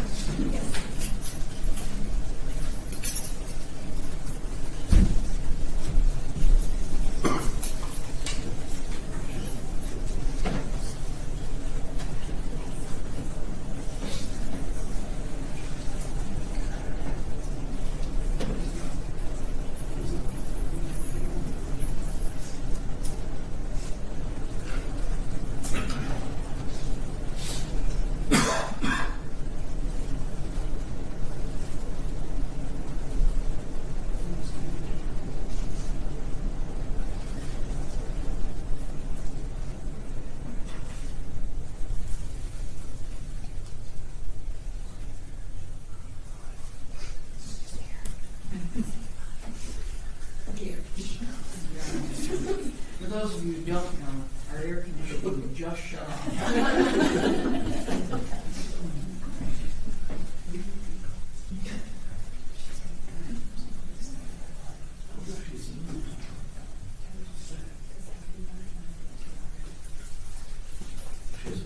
Let me. Pastor? Yes. I was ever so hopeful that we could finish your testimony today. How far a drive from your home to here? Maybe 50 minutes. I have my answer. And we're going to bring you back tomorrow. Okay. Start at 30. 10:30. I had hoped to finish this today, but I also know that we're not going to have air conditioning, and I pushed the overtime button now. So I'm going to ask if you'll be indulgent and go back tomorrow. Anything that will make a difference. Thank you. Thank you very much. And Judge, if it helps, I'd stipulate her Zooming if that helps her travel. I'd have no issue with that. 50 minutes is not a big deal, especially No. across the farmland that we're talking about. It'll be a beautiful drive tomorrow. Right. But I do appreciate that, Mr. Montero. both parties, we're working to try and make this a one-day adventure for you, but It's okay. I think at this point, we need to call it a day and everybody go home, regroup, and we'll come back in the morning. Okay?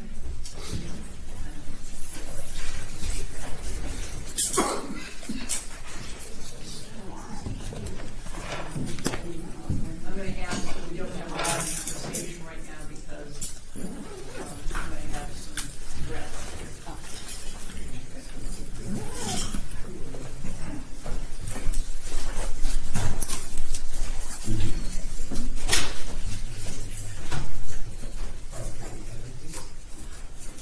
Is there anything we need to take out before tomorrow morning that we can finish tonight before we get too warm in this courtroom? I mean, it's been a little chilly all day long in here. However, it will amaze you how quickly it gets not chilly. Judge, I believe the people wanted to play a video. I don't know how long of a clip you want to play. Maybe we could do that. I don't know if we can get in before 10:30 tomorrow, but it's like a half-hour video, which might save us some time. You guys tell me. It's more like an hour and 45 minutes. Oh. Well, I could be here at 8. I don't know if the judge is going to be cool with that. I have a morning docket, thank you. I understand. I'm doing this week. So I was just thinking of ways to save time, but I'll be here whenever you tell me. All right. Well, why don't you get here at 10 just on the off chance that we have something that needs to be taken up? No problem, Judge. Before we get to testimony elements, we'll commence at 10:30. I think those of you from the press will be here at about 10 to put everything back to the We'll see you all then. Thanks. All right, please. If they want to leave, if they want to leave their beds, that's fine. This will all slide.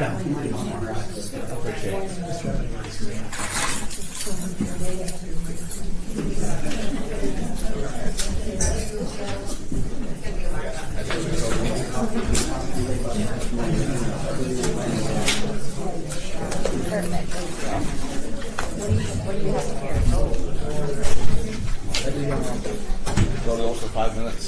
We're on game plan tomorrow real quick. What's that? Go to the for 5 minutes. We're on game plan real quick tomorrow.